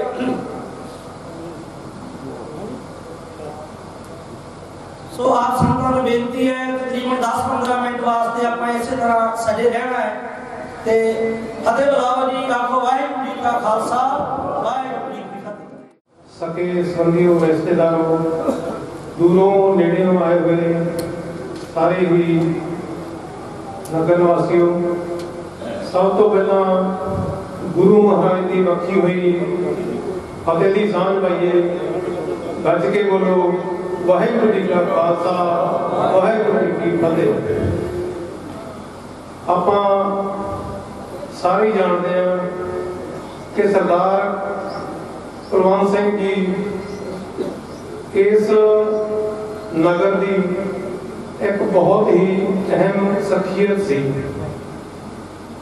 ਉਹਨਾਂ ਦਾ ਅਚਾਨਕ ਹੀ ਸਾਡੇ ਵਿੱਚੋਂ ਚਲੇ ਜਾਣਾ ਇੱਕ ਨਾ ਪੂਰਾ ਹੋਣ ਵਾਲਾ ਘਾਟਾ। ਇਹ ਘਾਟਾ ਪਰਿਵਾਰ ਨੂੰ ਤਾਂ ਹੈ, ਉਸ ਦੇ ਨਾਲ ਨਾਲ ਸਾਰੇ ਨਗਰ ਨੂੰ ਤੇ ਸਾਰੇ ਸਮਾਜ ਦੇ ਲਈ ਉਹਨਾਂ ਦਾ ਘਾਟਾ ਜਿਹੜਾ ਕਦੇ ਪੂਰਾ ਨਹੀਂ ਹੋ ਸਕਦਾ। ਸਰਦਾਰ ਕੁਲਵੰਤ ਸਿੰਘ ਜੀ ਦਾ ਜਨਮ 1951 ਦੇ ਵਿੱਚ ਹੋਇਆ ਤੇ 2021 ਦੇ ਵਿੱਚ ਉਹ ਪਰਲੋਕ ਗਮਨ ਕਰਕੇ 60 ਸਾਲ ਦੀ ਉਮਰ ਆ ਜਿਹੜੀ ਉਹਨਾਂ ਨੇ ਭੋਗੀ। 70 ਸਾਲ ਦੀ ਉਮਰ ਆ ਜਿਹੜੀ ਉਹਨਾਂ ਨੇ ਭੋਗੀ। ਪਰ ਉਹ ਇੰਨੇ ਕੁ ਵਧੀਆ ਪਏ ਸੀ ਜਾਂ ਇੰਨੇ ਕੁ ਖੁਸ਼ਦਿਲ ਸੀ ਜਾਂ ਉਹਨਾਂ ਦਾ ਸੁਭਾਅ ਇੰਨਾ ਵਧੀਆ ਸੀ ਕਿ ਉਹ ਲੱਗਦੇ ਨਹੀਂ ਸੀ ਵੀ ਇੰਨੀ ਜਲਦੀ ਸਾਡੇ ਵਿੱਚੋਂ ਚਲੇ ਜਾਣਗੇ। ਜੇ ਅੱਜ ਦਾ ਸਮਾਜ ਦੀ ਗੱਲ ਕਰੀਏ ਤਾਂ ਸਾਡੇ ਸਮਾਜ ਆ ਜਿਹੜਾ ਉਹ ਦੁੱਖਾਂ ਦੇ ਨਾਲ ਭਰਿਆ ਪਿਆ। ਜੇ ਅਸੀਂ ਇਹਦੇ ਵਿਚਾਰ ਕਰਨੀ ਹੋਵੇ ਤਾਂ ਆਪਾਂ ਗੁਰੂ ਮੰਨਦੇ ਹਾਂ ਸ੍ਰੀ ਗੁਰੂ ਗ੍ਰੰਥ ਸਾਹਿਬ ਨੂੰ, ਕਿਉਂਕਿ ਸਮਾਜ ਦੇ ਵਿੱਚ ਇਸ ਕਰਕੇ ਹੀ ਦੁੱਖ ਆ ਕਿ ਅਸੀਂ ਗੁਰਬਾਣੀ ਦੇ ਅਨੁਸਾਰ ਆਪਦੇ ਜੀਵਨ ਨੂੰ ਨਹੀਂ ਚਲਾਉਂਦੇ। ਅਸੀਂ ਗੁਰਬਾਣੀ ਦੇ ਹਿਸਾਬ ਦੇ ਨਾਲ ਆਪਦੇ ਜੀਵਨ ਨੂੰ ਚਲਾਉਣ ਦੀ ਬਜਾਏ ਅਸੀਂ ਗੁਰਬਾਣੀ ਨੂੰ ਆਪਦੇ ਲਈ ਵਰਤਦੇ ਹਾਂ, ਆਪਦੇ ਫਾਇਦੇ ਲਈ ਵਰਤਦੇ ਹਾਂ। ਕਿਉਂਕਿ ਜੇ ਬਾਬਾ ਨਾਨਕ ਕਹਿੰਦਾ ਵੀ ਕਿਰਤ ਕਰੋ, ਵੰਡ ਛਕੋ ਔਰ ਨਾਮ ਜਪੋ, ਤੇ ਅਸੀਂ ਵੰਡ ਛਕੋ ਵਾਲਾ ਸ਼ਬਦ ਵਿੱਚੋਂ ਕੱਢ ਦਿੰਦੇ ਹਾਂ। ਕਿਉਂਕਿ ਵੰਡਣ ਦੀ ਵਾਰੀ ਆ ਜਾਂਦੀ ਜਦੋਂ ਉਹਨੂੰ ਕਿਤੇ ਨਾ ਕਿਤੇ ਸੋਚਣ ਲੱਗ ਜਾਂਦੇ ਆ ਵੀ ਹੁਣ ਇਹ ਵੰਡਣਾ ਪਊਗਾ ਜਿਹੜੀ ਕਿਰਤ ਕੀਤੀ ਹੈ, ਤਾਂ ਫਿਰ ਉਹ ਨਾਮ ਜਪ ਵਾਲੇ ਪਾਸੇ ਲਾ ਕੇ ਲੋਕਾਂ ਨੂੰ ਅਸੀਂ ਭੇਜਣ ਵਾਲਾ ਕੰਮ ਆ ਜਿਹੜਾ ਉਹ ਕਰਦੇ ਆ ਬਹੁਤ ਸਾਰੇ। ਤਾਂ ਪਰ ਸਰਦਾਰ ਕੁਲਵੰਤ ਸਿੰਘ ਸੀ ਜਿਹੜੇ ਉਹ ਬਾਬੇ ਨਾਨਕ ਦੇ ਸੱਚੇ ਸਿੱਖ ਸੀ। ਉਹਨਾਂ ਨੇ ਕਿਰਤ ਕੀਤੀ ਔਰ ਛੋਟੀ ਉਮਰੇ, ਕਿਉਂਕਿ ਉਹਨਾਂ ਦੇ ਛੋਟੇ ਬੇਟੇ ਜਿਹੜੇ ਸਰਦਾਰ ਰਣਜੀਤ ਸਿੰਘ ਜੀ, ਅਸੀਂ ਕਲਾਸ ਫੈਲੋ ਆ, ਸ਼ੁਰੂ ਤੋਂ ਹੀ ਮੇਰਾ ਉਹਨਾਂ ਦੇ ਨਾਲ ਬਾਗ ਆ ਔਰ ਸ਼ੁਰੂ ਤੋਂ ਹੀ ਉਹ ਇਸ ਤਰ੍ਹਾਂ ਦੇ ਸੁਭਾਅ ਦੇ ਸੀ। ਜੇ ਕਿਰਤ ਦੀ ਗੱਲ ਕਰੀਏ, ਛੋਟੀ ਉਮਰ ਦੀ ਉਹਨਾਂ ਦੇ ਦੱਸਣ ਅਨੁਸਾਰ, ਪਰਿਵਾਰ ਦੇ ਦੱਸਣ ਅਨੁਸਾਰ ਵੀ ਮਾਤਾ ਜੀ ਦੇ 4 ਭਰਾ ਸੀ ਤੇ 4 ਭੈਣਾਂ ਸਨ। ਛੋਟੀ ਉਮਰ ਦੀ ਮਾਤਾ ਜੀ ਨੇ ਕਹਿੰਦਾ ਵੀ ਬਾਕੀ ਚਲੋ ਪੜ੍ਹਦੇ ਆ ਸਾਰੇ, ਵੀ ਕੁਲਵੰਤ ਸਿੰਘ ਤੂੰ ਖੇਤ ਜਾਇਆ ਕਰ ਤੇ ਤੈਨੂੰ ਕੈਂਠਾ ਪਾਵਾਂਗੇ ਆਪਾਂ। ਮਾਤਾ ਦੇ ਜਿਹੜੇ ਬੋਲ ਆ ਸਿਰ ਮੱਥੇ ਬੋਲਦੇ ਹੋਏ ਆਪਦੀ ਪੜ੍ਹਾਈ ਵਿੱਚ ਹੀ ਛੱਡ ਕੇ 7-8 ਸਾਲ ਦੀ ਉਮਰ ਆ, ਜਿਵੇਂ ਮੈਂ ਕਹੂੰਗਾ ਵੀ ਜਦੋਂ ਤੋਂ ਇਹ ਖੇਤੀਬਾੜੀ ਦੇ ਧੰਦੇ ਦੇ ਵਿੱਚ ਲੱਗੇ।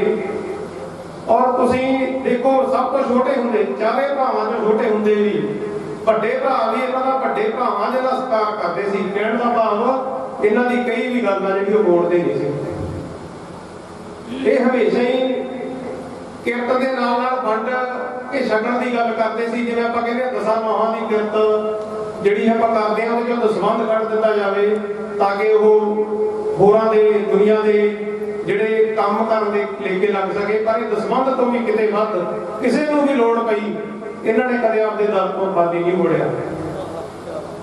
ਸਰਕਾਰੀ ਸੰਸਥਾਵਾਂ ਹੋਣ ਜਾਂ ਕੋਈ ਸਾਂਝੇ ਕੰਮ ਹੋਣ, ਇਹ ਪਹਿਲ ਦੇ ਆਧਾਰ ਤੇ ਆਪਦਾ ਰੋਲ ਆ ਜਿਹੜਾ ਉਹਦੇ ਵਿੱਚ ਅਦਾ ਕਰਦੇ ਸੀ। ਇਹ ਵੰਡ ਕੇ ਛਕਣ ਵਾਲੀ ਗੱਲ ਆ, ਜਿਹੜੇ ਬਾਬੇ ਨਾਨਕ ਦਾ ਦੂਜਾ ਸਿਧਾਂਤ ਆ।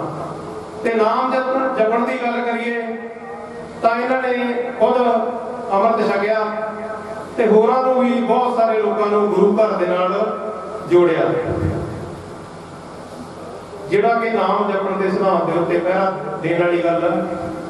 ਔਰ ਇਸ ਤੋਂ ਇਲਾਵਾ ਵੀ 2003 ਤੋਂ ਲੈ ਕੇ 2008 ਤੱਕ ਸਰਬਸੰਮਤੀ ਦੇ ਨਾਲ ਨਿਹਾਲ ਸਿੰਘ ਵਾਲਾ ਦੇ ਸਰਪੰਚ ਬਣੇ। ਅੱਜ ਅਸੀਂ ਸੋਚ ਸਕਦੇ ਹਾਂ ਕਿ ਸਰਬਸੰਮਤੀ ਵਾਲੀ ਗੱਲ ਤਾਂ ਸਾਡੇ ਤਾਂ ਘਰਾਂ ਦੇ ਵਿੱਚ ਹੀ ਬਟੇੜੇ ਨੇ ਪੈ ਚੁੱਕੇ ਆ। ਇੰਨਾ ਕੁ ਗੰਧਲਾ ਰਾਜਨੀਤੀ ਨੂੰ ਕਰ ਦਿੱਤਾ ਲੋਕਾਂ ਨੇ। ਪਰ ਸਰਬਸੰਮਤੀ ਦੇ ਨਾਲ ਚੁਣਿਆ ਜਾਣਾ, ਉਹ ਵੀ ਸਾਰੇ ਪਿੰਡ ਦੇ ਵਿੱਚੋਂ। ਕੋਈ ਵੀ ਬੰਦਾ ਜਦੋਂ ਹੱਥ ਖੜੇ ਕਰਨ ਦੀ ਵਾਰੀ ਆਈ ਤਾਂ ਇਹ ਨਹੀਂ ਕਰਦਾ ਵੀ ਨਹੀਂ ਇਹ ਬਣਨੇ ਨਹੀਂ ਚਾਹੀਦੇ। ਇਹ ਵੀ ਇੱਕ ਉਹਨਾਂ ਦੀ ਸੂਝ-ਬੂਝ ਔਰ ਸਿਆਣਪ ਦੀ ਗੱਲ ਆ। ਘੱਟ ਪੜ੍ਹੇ ਲਿਖੇ ਹੋਣ ਦੇ ਬਾਵਜੂਦ ਵੀ ਉਹਨਾਂ ਨੇ ਜਿਹੜਾ ਇਸ ਸਮਾਜ ਨੂੰ, ਇਸ ਨਗਰ ਨੂੰ ਬਹੁਤ ਵੱਡਾ ਉਹਨਾਂ ਦਾ ਯੋਗਦਾਨ ਸੀ। ਉਹਨਾਂ ਦੀ ਕਹੀ ਵੀ ਗੱਲ ਦਾ ਹਰੇਕ ਰਾਜਨੀਤਿਕ ਪਾਰਟੀ ਸਤਿਕਾਰ ਕਰਦੀ ਸੀ ਔਰ ਉਹਨਾਂ ਨੂੰ ਮਾਨਤਾ ਦਿੰਦੀ ਸੀ। ਜੇ ਸੂਝ ਦੀ ਗੱਲ ਕਰਨਾ ਤਾਂ ਕੱਲ ਪਰਸੋਂ ਅਸੀਂ ਬੈਠੇ ਸੀ, ਗੱਲ ਚੱਲ ਰਹੀ ਸੀ, ਸਿਆਣਪ ਦੀ ਗੱਲ ਹੁੰਦੀ ਆ, ਅਕਲ ਦੀ ਗੱਲ ਹੁੰਦੀ ਹੈ, ਸਹੀ ਸੇਧ। ਅੱਜ ਕਿਸੇ ਬੰਦੇ ਕੋਲ ਸਲਾਹ ਲੈਣ ਚਲੇ ਜਾਈਏ ਤਾਂ ਸਮਾਜ ਇਸ ਤਰ੍ਹਾਂ ਦਾ ਬਣ ਗਿਆ ਵੀ ਸਲਾਹ ਜਿਹੜੀ ਹੈਗੀ ਆ ਆਪ ਦੇ ਹਿਸਾਬ ਨਾਲ ਦਿੱਤੀ ਜਾਂਦੀ ਆ ਵੀ ਮੇਰਾ ਫਾਇਦਾ ਕਰੇ ਤਾਂ ਮੈਂ ਕੋਈ ਜੀ ਸਲਾਹ ਇਹਨੂੰ ਦੇਵਾਂ। ਤਾਂ ਸਾਡੇ ਲਖਬੀਰ ਭਾਜੀ ਗੱਲ ਕਰਦੇ ਸੀਗੇ ਵੀ ਇਹਨਾਂ ਦੀ ਰਿਸ਼ਤੇਦਾਰੀ ਦੇ ਵਿੱਚ 2 ਭਰਾਵਾਂ ਦੇ ਵਿੱਚ ਇੱਕ ਭਰਾ ਬਾਹਰ ਸੀਗਾ, ਆਪਸ ਵਿੱਚ ਖੁੰਦਕਬਾਜ਼ੀ ਹੋ ਗਈ, ਜ਼ਮੀਨ ਨੂੰ ਲੈ ਕੇ ਕਿਸੇ ਗੱਲ ਦਾ ਰੌਲਾ ਪੈ ਗਿਆ। ਜਿਹੜਾ ਇੱਧਰ ਭਾਈ ਸੀਗਾ ਉਹ ਜ਼ਮੀਨ ਹੈ ਜਿਹੜੀ ਉਹ ਵਾਹੁਣ ਲਾ ਕੇ ਉਹਨੇ ਕਬਜ਼ਾ ਕਰਨ ਵਾਲੀ ਗੱਲ ਕਰਤੀ। ਉਹ ਬਾਹਰਲਾ ਜਦੋਂ ਬਾਪੂ ਜੀ ਕੋਲੇ ਆਇਆ, ਸਰਦਾਰ ਕੁਲਵੰਤ ਸਿੰਘ ਜੀ ਕੋਲੇ ਆਇਆ, ਉਹ ਕਹਿੰਦਾ ਬਾਪੂ ਜੀ ਮੈਨੂੰ ਸਲਾਹ ਦਿਓ ਤੇ ਮੇਰੇ ਨਾਲ ਬੰਦੇ ਭੇਜੋ 200-400 ਬੰਦਾ ਤਾਂ ਕਿ ਮੈਂ ਕਬਜ਼ਾ ਲੈ ਸਕਾਂ। ਤਾਂ ਕਹਿੰਦੇ ਵੀ ਜੇ ਤਾਂ ਤੂੰ ਮਦਦ ਲੈਣੀ ਹੈ ਫਿਰ ਤਾਂ ਮੈਂ ਜਦੋਂ ਕਹੇ ਮੈਂ ਤੇਰੇ ਕੋਲੇ ਭੇਜ ਦੇਣਾ ਬੰਦੇ, ਹੁਣੇ ਲੈ ਜਾ ਨਾਲ। ਪਰ ਜੇ ਤੂੰ ਸਲਾਹ ਲੈਣੀ ਹੈ ਤਾਂ ਫਿਰ ਮੈਂ ਤੈਨੂੰ ਸਲਾਹ ਦੇਵਾਂਗਾ, ਫਿਰ ਤੈਨੂੰ ਸਲਾਹ ਮੰਨਣੀ ਪਊਗੀ। ਉਹ ਕਹਿੰਦੇ ਚਲੋ ਫਿਰ ਸਲਾਹ ਦੇ ਦਿਓ ਪਹਿਲਾਂ। ਉਹ ਕਹਿੰਦਾ ਤੇਰਾ ਭਰਾ ਨਾ ਉਹ? ਕਹਿੰਦੇ ਹਾਂਜੀ ਬਿਲਕੁਲ ਮੇਰਾ ਭਰਾ ਹੈਗਾ। ਕਹਿੰਦੇ ਤੇਰੇ ਕੋਲੇ ਰੱਬ ਦਾ ਦਿੱਤਾ ਬਹੁਤ ਕੁਛ, ਤੇਰੇ ਕੋਲੇ ਸਾਰਾ ਕੁਝ ਆ, ਬਾਹਰ ਦੇ ਦੇਸ਼ ਦੇ ਵਿੱਚ ਕਿਹੜੀ ਚੀਜ਼ ਦੀ ਕਮੀ ਹੈ? ਕਹਿੰਦੇ ਇਹ ਕੰਮ ਨਾ ਕਰ, ਤੂੰ ਮੇਰੀ ਸਲਾਹ ਮੰਨਦਾ ਤਾਂ ਤੂੰ ਸਾਰਾ ਕੁਝ ਉਹਨੂੰ ਛੱਡ ਦੇ।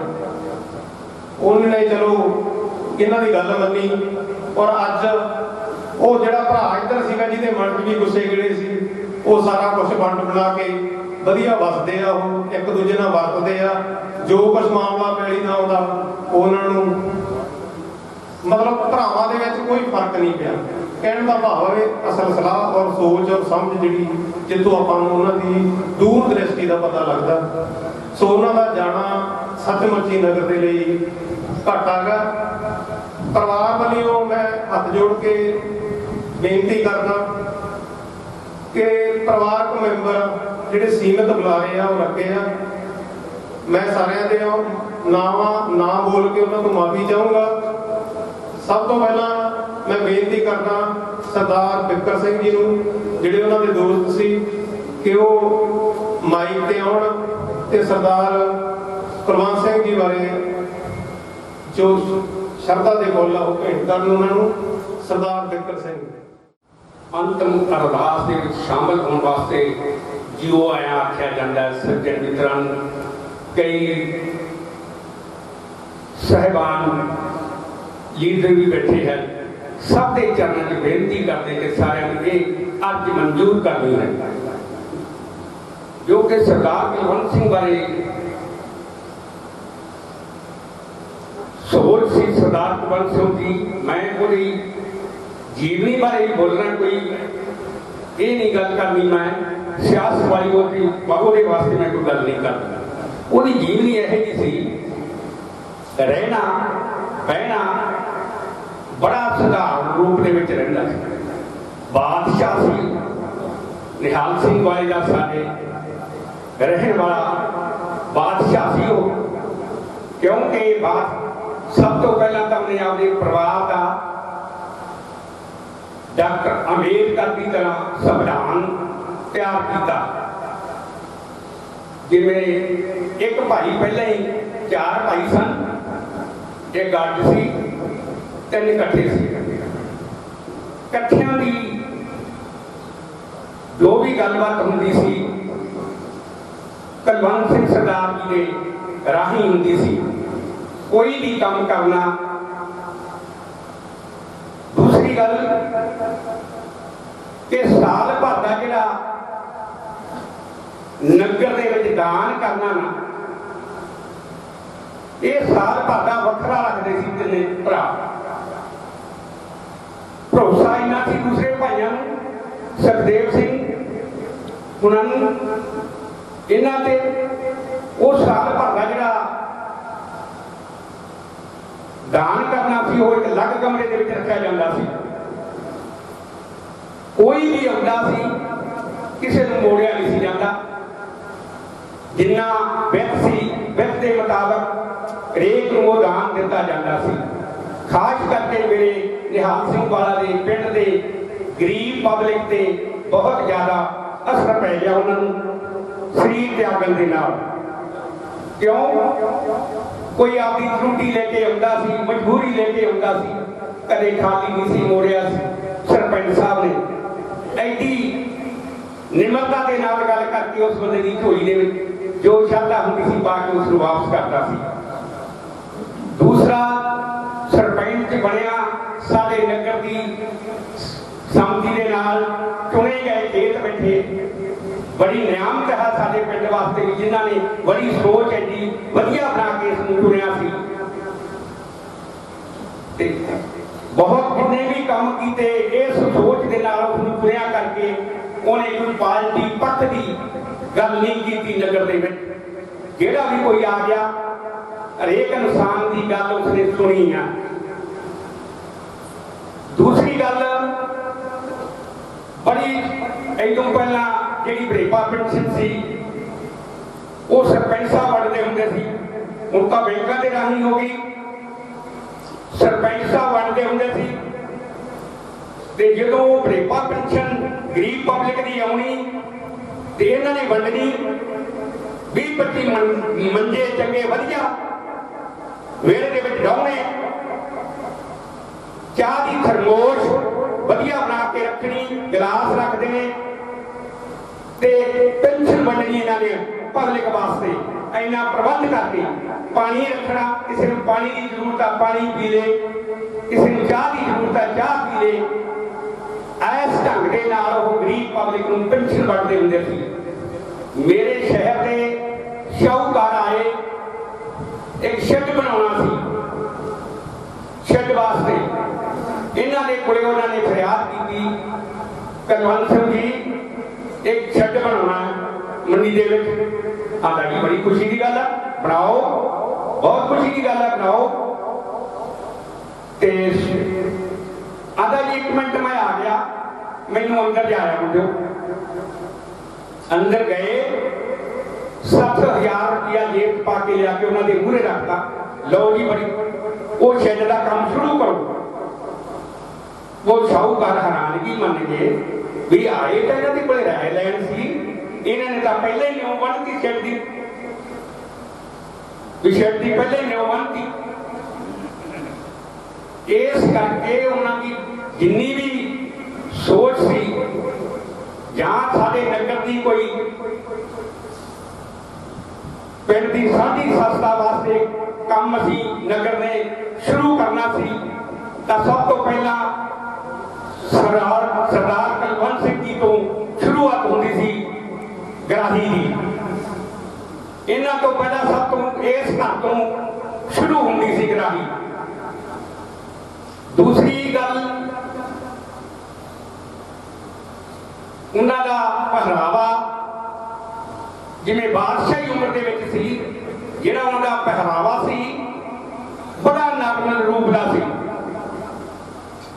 जेकर किसी ने कोई मन की शर्माईदारी आ जाती है तां निवड़ा नहीं, किधरे मूछां नूं वट, किधरे पग नूं बड़ी सवारदा, पर उन्होंने सादे रूप दे विच रहे, ऐडी बादशाही दे विच भी। ते पग दा डर कई बार इत्थों लंकड़ा हुंदा सी उन्हां दा, उन्हां नूं इहो जी कोई शादी गमी नहीं सी भी मैं ऐडा है, क्योंकि कनेडा, अमरीका, इंग्लैंड ते मनीला इन्हां मुल्कां दा परिवार भरिया वा सी उन्हां दा। उन्हां दा परिवार दे नाल भरे हुए मुल्क रहाइश दे नाल ऐडी शक्ति भक्ति का मालिक से कोई इहा मान ही नहीं कि मैं की हाँ। एक छोटा जा जाते हुए इलेक्शन दे विच पैर रखा, मेरे को खड़े, आंदा यार आप कदे विकसिया इस लैन के विच आए नहीं, पर मैनू माड़ा जा आना पिया। ते सुखी ने कहा था पापा जी जे तुसीं इस लैन च पाओगे तो तुहानूं बाहर अंदर भी फिरना पऊ। दस्सण लग गया, आंदा चंगा सुखी जे मैनू इस लैन च बना ना, मैनू कट नहीं जुत्ती लिया के नहीं वधिया, फिर मैं पा के जाया करूँगा। तो मेरा मन कोल बैठे का बड़ा खुश होया, मैं क्या देख ला सुखी को मुखावल कर रहा है सरदार कुलवंत सिंह जी। आ जी संगत बैठी आ, संगत ते मैं फौज के नाते की गल करना। फर्स्ट आर्मस डिब सी जो असीं सर्विस करते सी, फर्स्ट आर्मस डिब की 75 घंटे दे विच जिहड़ी पहली गड्डी चल पे, लास्ट गड्डी नूं 75 घंटिया बाद वारी आउंदी सी तुरन दी।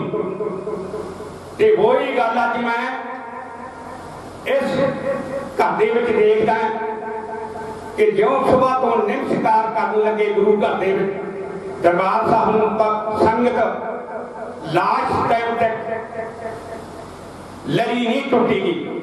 जिवें वो फर्स्ट आर्मस डिब 75 घंटे दे विच लेआउट हुंदा सी, इस ढंग दे नाल संगत उन्हां दे अफसोस से आउण ते लाइन नहीं टुटी संगत दी। बाकी एक होर गल है मेरी छोटी जी, साडे छप्पड़ दा पानी बाहर नहीं सी निकलदा, ते सरपंच सी ते मैं क्या जी सरपंच साहब पानी नहीं निकलता, कोई जिंदा डाटा पता तो डीजल के पैसे नहीं इकट्ठे होंगे तो वो पानी किमें कटांगे। मैनू उहदा कोई नहीं कुछ घबरा ना, आला आप मोटर लवा देने उत्थे।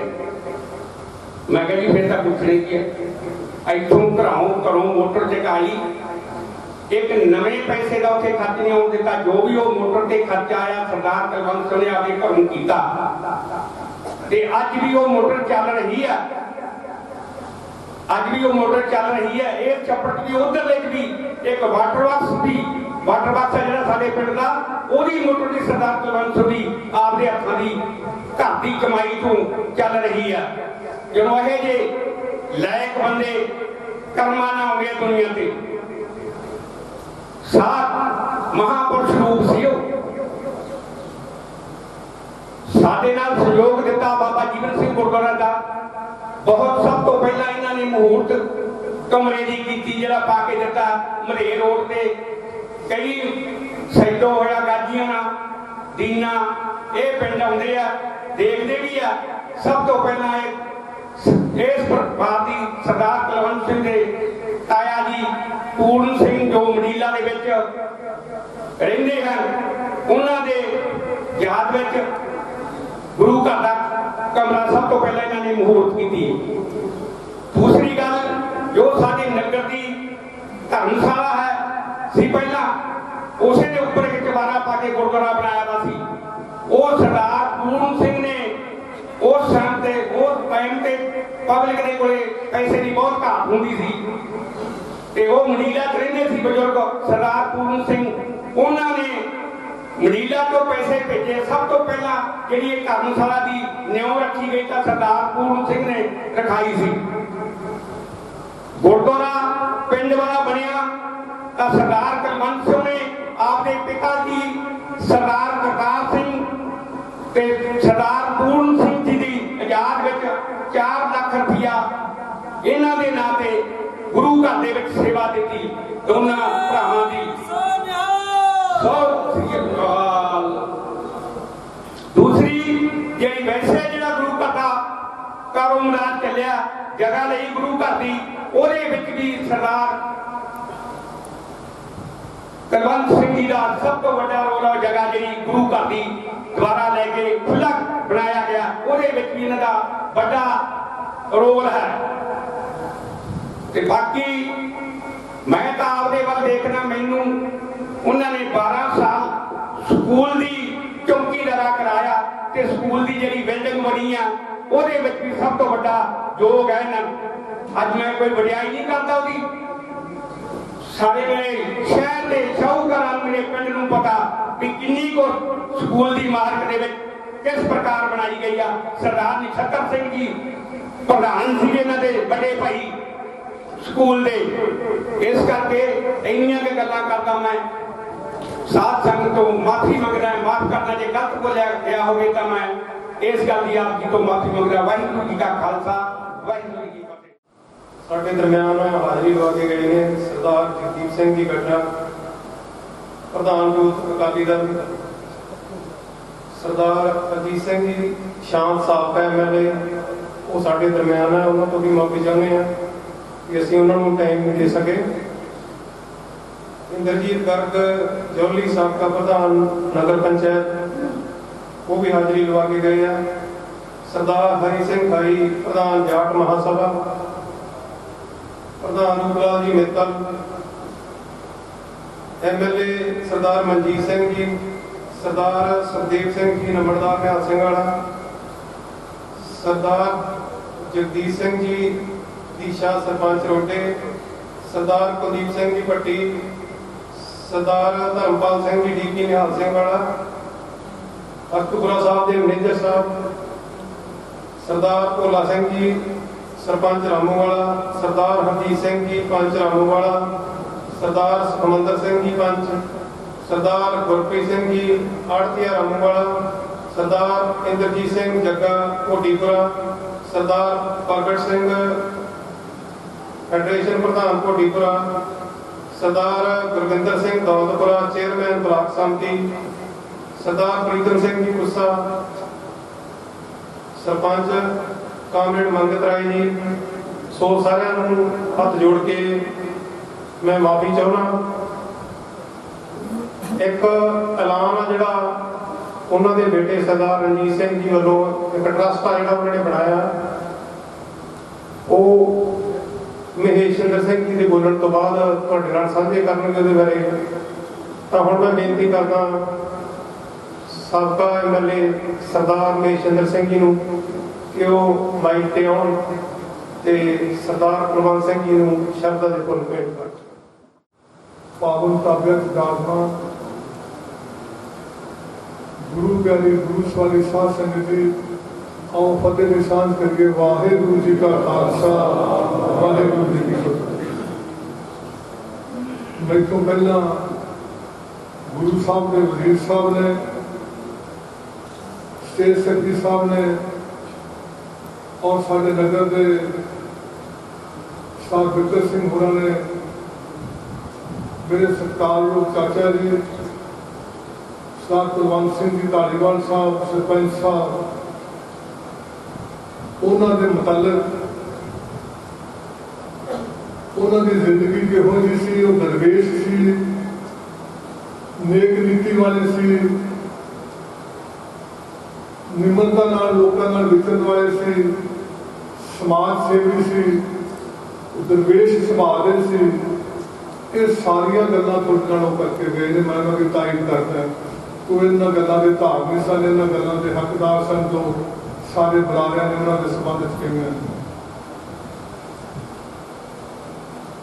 जो सर बिकर सिंह उन्होंने जिक्र किया, मेरे जन्म तो भी पहला, मुल्क की आज़ादी तो भी शायद पहला, जो साढ़े नगर का गुरुद्वारा होंद च आया, तो गुरुद्वारे साहब की इमारत से बहुत बड़ा हिस्सा इस खानदान का, इस परिवार का, धालीवाल खानदान का सी। जो गुरुद्वारा साहब की नवी इमारत बनी, वो भी इन्हों का गुरु घर नाल लगा होने करके बड़ा हिस्सा इन्हों के इस खानदान ने पाया।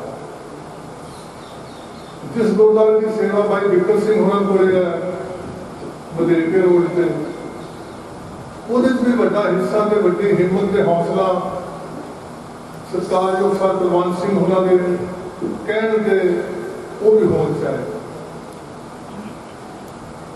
उन्होंने शराफत करके, उन्होंने सांझी उच्ची ते सुच्ची सोच करके, उन्होंने जिंदगी के वधिया आदर्श के लक्ष्य करके, जो समूचे नगर ने, सारी मंडी के सारे पिंड ने फैसला किया कि जिहड़ियां भाईचारे दीयां चोणां इहदे च मनमुटाव हो जाते, किसी पति ने किसी को वोट पा दी, किसी ने किसी को पा दी, तो रोज खुशी गमी के आप इकट्ठे होंगे, अख नहीं रखते। तो सारे नगर ने एक मन विचलित होकर फैसला किया कि सरदार कुलवंत सिंह को जिम्मेवारी दी जाए। तो मैं गुरु महाराज की ताबा लोगों कहना कि सरदार कुलवंत सिंह उस तो भाईते सी। फिर उन्होंने माता ने साढ़े देवे जी उन्होंने बेनती की कि पंचायत आई है नगर की, उन्होंने तको ना दो। उन्होंने कहने फिर सरदार कुलवंत सिंह ने कहा कि मेरी माता ने मैंने कहा मैं ये गल मान लेना। तो बहुत नेक नीति नाल, बहुत शराफत नाल, बहुत हलीमी नाल उन्होंने नगर की सेवा की। और मैं महसूस करता है कि उन्होंने टक्के रेते से पैदा की, जिन सगे हनेरियां मेट नहीं सकती। जिवें मेरे को पहला बुलारे ने जिक्र किया उन्होंने नेक नीति बारे, उन्होंने किए कामों बारे, वो बहुत लंबे समय तक जदों तक नगर रहेगा सरदार कुलवंत सिंह की याद स्थिर रहेगी। एक छोटी जी बेनती थोड़े सारे नाल होर करनी है, जो गुरु गोबिंद सिंह महाराज साहब के साखियां च वतन मिलता है। कलगीधर पिता पौंटा साहब की धरती से बैठे आपके कवियों नाल गोष्ठी कर रहे सन। तो उन्होंने कवियों को सवाल किया कि दुनिया में उत्तम मनुख किहड़ा है। बहुत सारे कलगीधर पिता को जवाब आए उन्होंने कवियों के, लेकिन उन्होंने सहमत ना होए मेरे पातशाह। तो उन्होंने फिर आपके मुखातब को आपके सवाल का जो आप जवाब दिता, उन्होंने कहा कि जो इंसान जो मर्द पर वो पंचायत खलो के गलत को गलत से ठीक को ठीक करने की हिम्मत रखता हो, उत्तम मनुख होता है। तो मैं बहुत जिम्मेवारी थोड़े चरणों से खलो के श्री गुरु ग्रंथ साहब महाराज साहब की ताबे खलो के कह सकता है कि मेरे सत्कारयोग चाचा जी उत्तम मनुख सन। उस शख्सियत के गुण से कि जिथे गलत हो गलत कहना, जिथे कोई ठीक हो ठीक कहना, कि मान दे इस नगर किसी को मिले तो सरदार कुलवंत सिंह को मिले। मैं थोड़े जे शब्दों के नाल उन्होंने याद करता होया थोड़े साल हल्के उन्होंने श्रद्धा समझ भेज करता है कि मेरे मालिक उन्होंने आपके चरणों के निवास स्थान बख्शो, पिछले परिवार को भाड़ा मनने की हिम्मत और हौसला बख्शो। और नाल बेनती करता है कि जो जिंदगी के उन्होंने गुण से उन्होंने जिंदगी के उच्चे आदर्श के लक्ष्य से तुसीं साडे सारे नगर के सारे समाज भरो ਅਸੀਂ ਇੱਕ ਨਿੱਘਰ ਤੇ ਨਰੋਏ ਸਮਾਜ ਦੀ ਸਿਰਜਣਾ ਕਰ ਸਕੀਏ। ਇਹਨਾਂ ਕਹਿ ਕੇ ਖਿਮਾ ਲੈਣਾ। ਵਾਹਿਗੁਰੂ ਜੀ ਕਾ ਖਾਲਸਾ, ਵਾਹਿਗੁਰੂ ਜੀ ਕੀ ਫਤਿਹ। ਜਿਹੜੀ ਸੰਸਥਾਵਾਂ ਨੇ, ਧਾਰਮਿਕ ਸਾਰੀਆਂ ਸੰਸਥਾਵਾਂ, ਸਮਾਜਿਕ ਸੰਸਥਾਵਾਂ, ਉਹਨਾਂ ਦੇ ਲਈ ਪਰਿਵਾਰ ਵੱਲੋਂ ਜਿਹੜਾ ਦਾਨ ਆਏਗਾ, ਜਿਹੜੇ ਉਹਨਾਂ ਦੇ ਮੁਖੀ ਨੇ ਜਾਂ ਪ੍ਰਬੰਧਕ ਨੇ ਜਾਂ ਉਸ ਸੰਸਥਾ ਦੇ ਨਾਲ ਤਾਲਮੇਲ ਰੱਖਦੇ ਆ, ਉਹ ਆਪਦਾ ਇਹ ਭੇਟਾ ਜਿਹੜੀ ਉਹ ਲੈ ਕੇ ਜਾਣ। ਗੁਰਦੁਆਰਾ ਦੁੱਖ ਨਿਵਾਰਨ ਸਾਹਿਬ 5100 ਰੁਪਇਆ। ਜੇ ਕੋਈ ਇੱਥੇ ਮੌਜੂਦ ਹੈ ਤਾਂ ਨਾਲ ਦੀ ਨਾਲ ਪ੍ਰਾਪਤ ਕਰ ਸਕਦੇ ਆ, ਨਹੀਂ ਤਾਂ ਬਾਅਦ ਦੇ ਵਿੱਚ ਉਹ ਆਪਦੀ ਭੇਟਾ ਜਿਹੜੀ ਉਹ ਲੈ ਜਾਣ। ਗੁਰਦੁਆਰਾ ਬਾਬਾ ਜੀਵਨ ਸਿੰਘ ਜੀ ਨਿਹਾਲ ਸਿੰਘ ਵਾਲਾ, ਗੁਰਦੁਆਰਾ ਸੇਵਾਸਰ, ਇਹ 5100 ਰੁਪਇਆ ਸਾਰੀਆਂ ਸੰਸਥਾਵਾਂ ਦੇ ਲਈ ਆ। ਗੁਰਦੁਆਰਾ ਨਾਨਕਸਰ ਨਿਹਾਲ ਸਿੰਘ ਵਾਲਾ, ਗੁਰਦੁਆਰਾ ਨਿਹੰਗ ਸਿੰਘ ਨਿਹਾਲ ਸਿੰਘ ਵਾਲਾ, ਗੁਰਦੁਆਰਾ ਬਾਬਾ ਜੀਵਨ ਸਿੰਘ ਧੰਮਾ ਬਸਤੀ, ਗੁਰਦੁਆਰਾ ਪਾਕਾ ਸਾਹਿਬ ਮਧੇਕੇ, ਗੁਰਦੁਆਰਾ ਤਖਤੂਪੁਰਾ ਸਾਹਿਬ, ਗੁਰਦੁਆਰਾ ਨਾਨਕਸਰ ਸਾਹਿਬ ਦੇਵੀਵਾਲਾ, ਸ਼ਿਵ ਗੌਰਾ ਮੰਦਿਰ, ਸ਼ਿਵ ਸ਼ਕਤੀ ਮੰਦਿਰ, ਰਾਧਾ ਕ੍ਰਿਸ਼ਨ ਮੰਦਿਰ, ਬਾਲਾ ਜੀ ਮੰਦਿਰ, ਜੈਨ ਭਵਨ, ਅਗਰਵਾਲ ਧਰਮਸ਼ਾਲਾ ਨਿਹਾਲ ਸਿੰਘ ਵਾਲਾ, ਰਾਮਬਾਗ ਨਿਹਾਲ ਸਿੰਘ ਵਾਲਾ, ਮਸਜਿਦ ਹੈ ਜੋ ਪੱਤੋ ਰੋਡ ਤੇ ਬਣੀ, ਉਹਦੇ ਲਈ 5100 ਰੁਪਇਆ। ਚਰਚ ਹੈ ਜਿਹੜੀ, ਉਹਦੇ ਲਈ 5100 ਰੁਪਇਆ। ਸਰਕਾਰੀ ਪ੍ਰਾਇਮਰੀ ਸਕੂਲ ਨਿਹਾਲ ਸਿੰਘ ਵਾਲਾ ਲਈ, ਸਰਕਾਰੀ ਸੀਨੀਅਰ ਸੈਕੰਡਰੀ ਸਕੂਲ, ਗਊਸ਼ਾਲਾ ਮੰਡੀ ਨਿਹਾਲ ਸਿੰਘ ਵਾਲਾ, ਗਊਸ਼ਾਲਾ ਬਾਬਾ ਸਰਸਵਤੀ ਦਾਸ, ਸਰਕਾਰੀ ਹਸਪਤਾਲ ਨਿਹਾਲ ਸਿੰਘ ਵਾਲਾ ਲਈ। ਇਹਨਾਂ ਸਾਰੀਆਂ ਸੰਸਥਾਵਾਂ ਜਿਹੜੀਆਂ ਜਿਨ੍ਹਾਂ ਦੇ ਮੈਂ ਨਾਮ ਬੋਲੇ ਆ, 5100 ਰੁਪਇਆ ਜਿਹੜਾ ਉਹ ਪਰਿਵਾਰ ਵੱਲੋਂ ਦਾਨ ਭੇਟਾ ਜਿਹੜੀ ਉਹ ਦਿੱਤੀ ਗਈ ਹੈ। ਇਹਨਾਂ ਦੇ ਪ੍ਰਬੰਧਕ ਨੇ ਜੋ ਪਰਿਵਾਰ ਪਾਸੋਂ ਇਹ ਭੇਟਾ ਜਿਹੜੀ ਉਹ ਪ੍ਰਾਪਤ ਕਰ ਲੈਣ। ਹੁਣ ਮੈਂ ਅਖੀਰ ਦੇ ਵਿੱਚ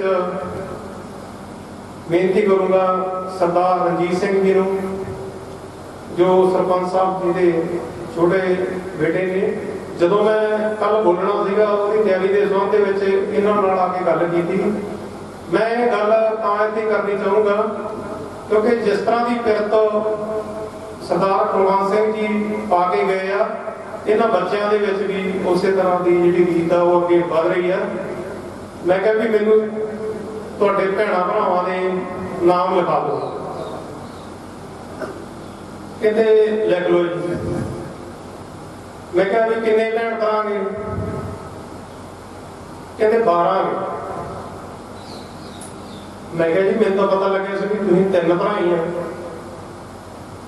ਕਹਿੰਦੇ ਨਹੀਂ, ਸਾਡੇ ਸਾਰੇ ਭਰਾ ਜਿਹੜੇ ਹੈਗੇ ਆ ਅਸੀਂ 12 ਹੀ ਕਹਿੰਦੇ ਆ। ਸੋ ਇਹ ਗੱਲ ਹੈ ਜਿੱਥੋਂ ਪਤਾ ਲੱਗਦਾ ਵੀ ਉਹਨਾਂ ਦੀ ਸੁਵਿਧਾ ਜੋ ਸਿੱਖਿਆ ਉਹਨਾਂ ਨੇ ਦਿੱਤੀ ਆ, ਔਰ ਉਸੇ ਪਰਿਵਾਰ ਦੀ ਇੱਕ ਜੁੜਤਾ ਨੂੰ ਦਰਸਾਉਂਦਾ ਹੋਇਆ ਜੋ ਇਹਨਾਂ ਨੇ ਟਰਸਟ ਆ ਜਿਹੜਾ ਹੈਗਾ, ਜਿਹਨਾਂ ਦਾ ਐਲਾਨ ਕਰਨਾ ਸਰਦਾਰ ਰਣਜੀਤ ਸਿੰਘ ਜੀ ਤੁਹਾਡੇ ਨਾਲ ਸਾਂਝੇ ਕਰਨਗੇ। ਮੈਂ ਬੇਨਤੀ ਕਰਦਾ ਸਰਦਾਰ ਰਣਜੀਤ ਸਿੰਘ ਜੀ ਨੂੰ ਕਿ ਉਸ ਟਰਸਟ ਬਾਰੇ ਉਹ ਤੁਹਾਡੇ ਨਾਲ ਗੱਲਬਾਤ ਸਾਂਝੀ ਕਰਨ, ਔਰ ਆਈਆਂ ਹੋਈਆਂ ਸੰਗਤਾਂ ਜਿਹੜੀਆਂ ਉਹਨਾਂ ਦਾ ਧੰਨਵਾਦ ਵੀ ਕਰਨ। ਸਰਦਾਰ ਰਣਜੀਤ ਸਿੰਘ।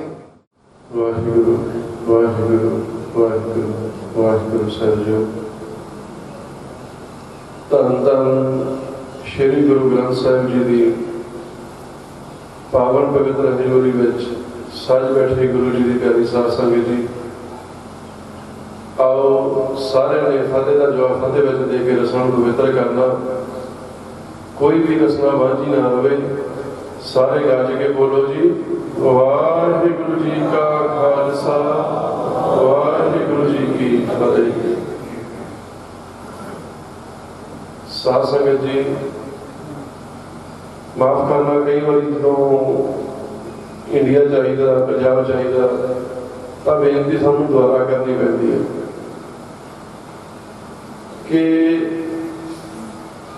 ਜਿਸ ਨੂੰ ਬੋਲ ਕੇ ਅਸੀਂ ਧਾਰਨਾ, ਜਿਹੜਾ ਪਰਮਾਤਮਾ ਦਾ ਨਾਮ ਜੋ ਜਪ ਕੇ ਜਾਂ ਬੋਲ ਕੇ ਆਪਾਂ ਧਾਰਨਾ, ਉਹਦੇ ਵਿੱਚ ਸਾਧ ਸੰਗਤ ਜੀ ਕਦੇ ਵੀ ਢਿੱਲ ਨਾ ਕਰਿਆ ਕਰੋ। ਵਾਹਿਗੁਰੂ ਬੋਲਾਂਗੇ, ਰਸਨਾ ਪਵਿੱਤਰ ਹੋਊਗੀ, ਅੱਜ ਦੇਖੋ ਆਪਾਂ ਪੰਜਾਬੀ ਜਿਹੜੇ ਆਪਾਂ ਕੋਈ ਗੱਲਾਂ ਬਾਤਾਂ ਕਰਦੇ ਹਾਂ ਕਿੱਥੋਂ ਤੱਕ ਆਪਾਂ ਚਲੇ ਜਾਂਦੇ ਹਾਂ। ਚਲੋ ਅੱਜ ਸਮਾਂ ਨਹੀਂ ਇਹ ਕਿਤੇ ਮਹਾਰਾਜ ਨੇ ਸਮਾਂ ਫਿਰ ਬਖਸ਼ੇ ਇਸ ਦੇ ਵਿਚਾਰ ਕਰਾਂਗੇ। ਪਰ ਸਾਧ ਸੰਗਤ ਜੀ ਸਾਰੇ ਹਾਜ਼ਰੀ ਲੋ ਮਹਾਰਾਜ ਦੇ ਦਰ ਤੇ, ਸਾਰੇ ਗੱਜ ਕੇ ਬੋਲੋ ਜੀ ਵਾਹਿਗੁਰੂ ਜੀ ਕਾ ਖਾਲਸਾ ਵਾਹਿਗੁਰੂ ਜੀ ਕੀ ਫਤਿਹ।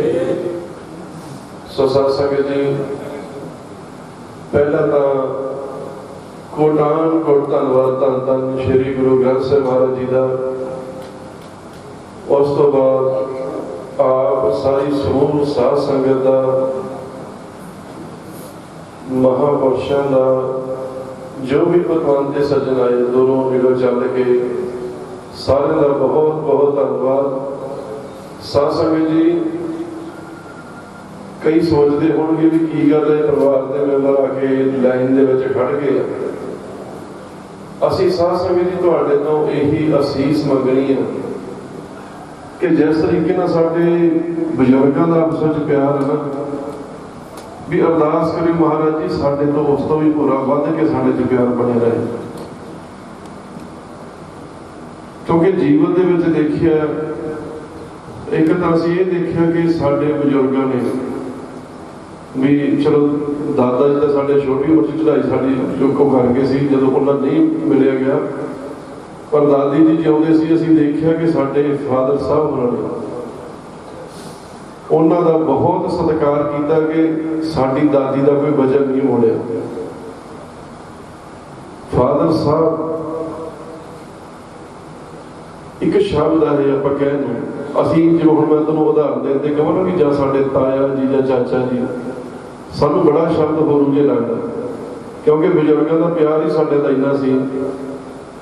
ਦਾਸ ਨੂੰ ਯਾਦ ਆ ਕਿ ਪਰਦੇਸਾਂ ਦੇ ਵਿੱਚ ਅਸੀਂ ਉੱਥੇ ਖੜੇ, ਇੱਕ ਨਵੇਂ ਸ਼ਹਿਰ ਦਾ ਇਨਸਾਨ ਤੇ ਸਾਡੇ ਬਜ਼ੁਰਗ ਹਰਬੰਸ ਸਿੰਘ, ਤੇ ਉਹਨਾਂ ਨੂੰ ਮੈਂ ਪੁੱਛ ਲਿਆ, ਮੈਂ ਕਿਹਾ ਵੀ ਪਾਪਾ ਜੀ ਤੁਸੀਂ ਜਾਇਆ ਪਰ ਮੱਥਾ ਟੇਕਿਆ? ਇਹ ਕਹਿੰਦੇ ਹਾਂਜੀ।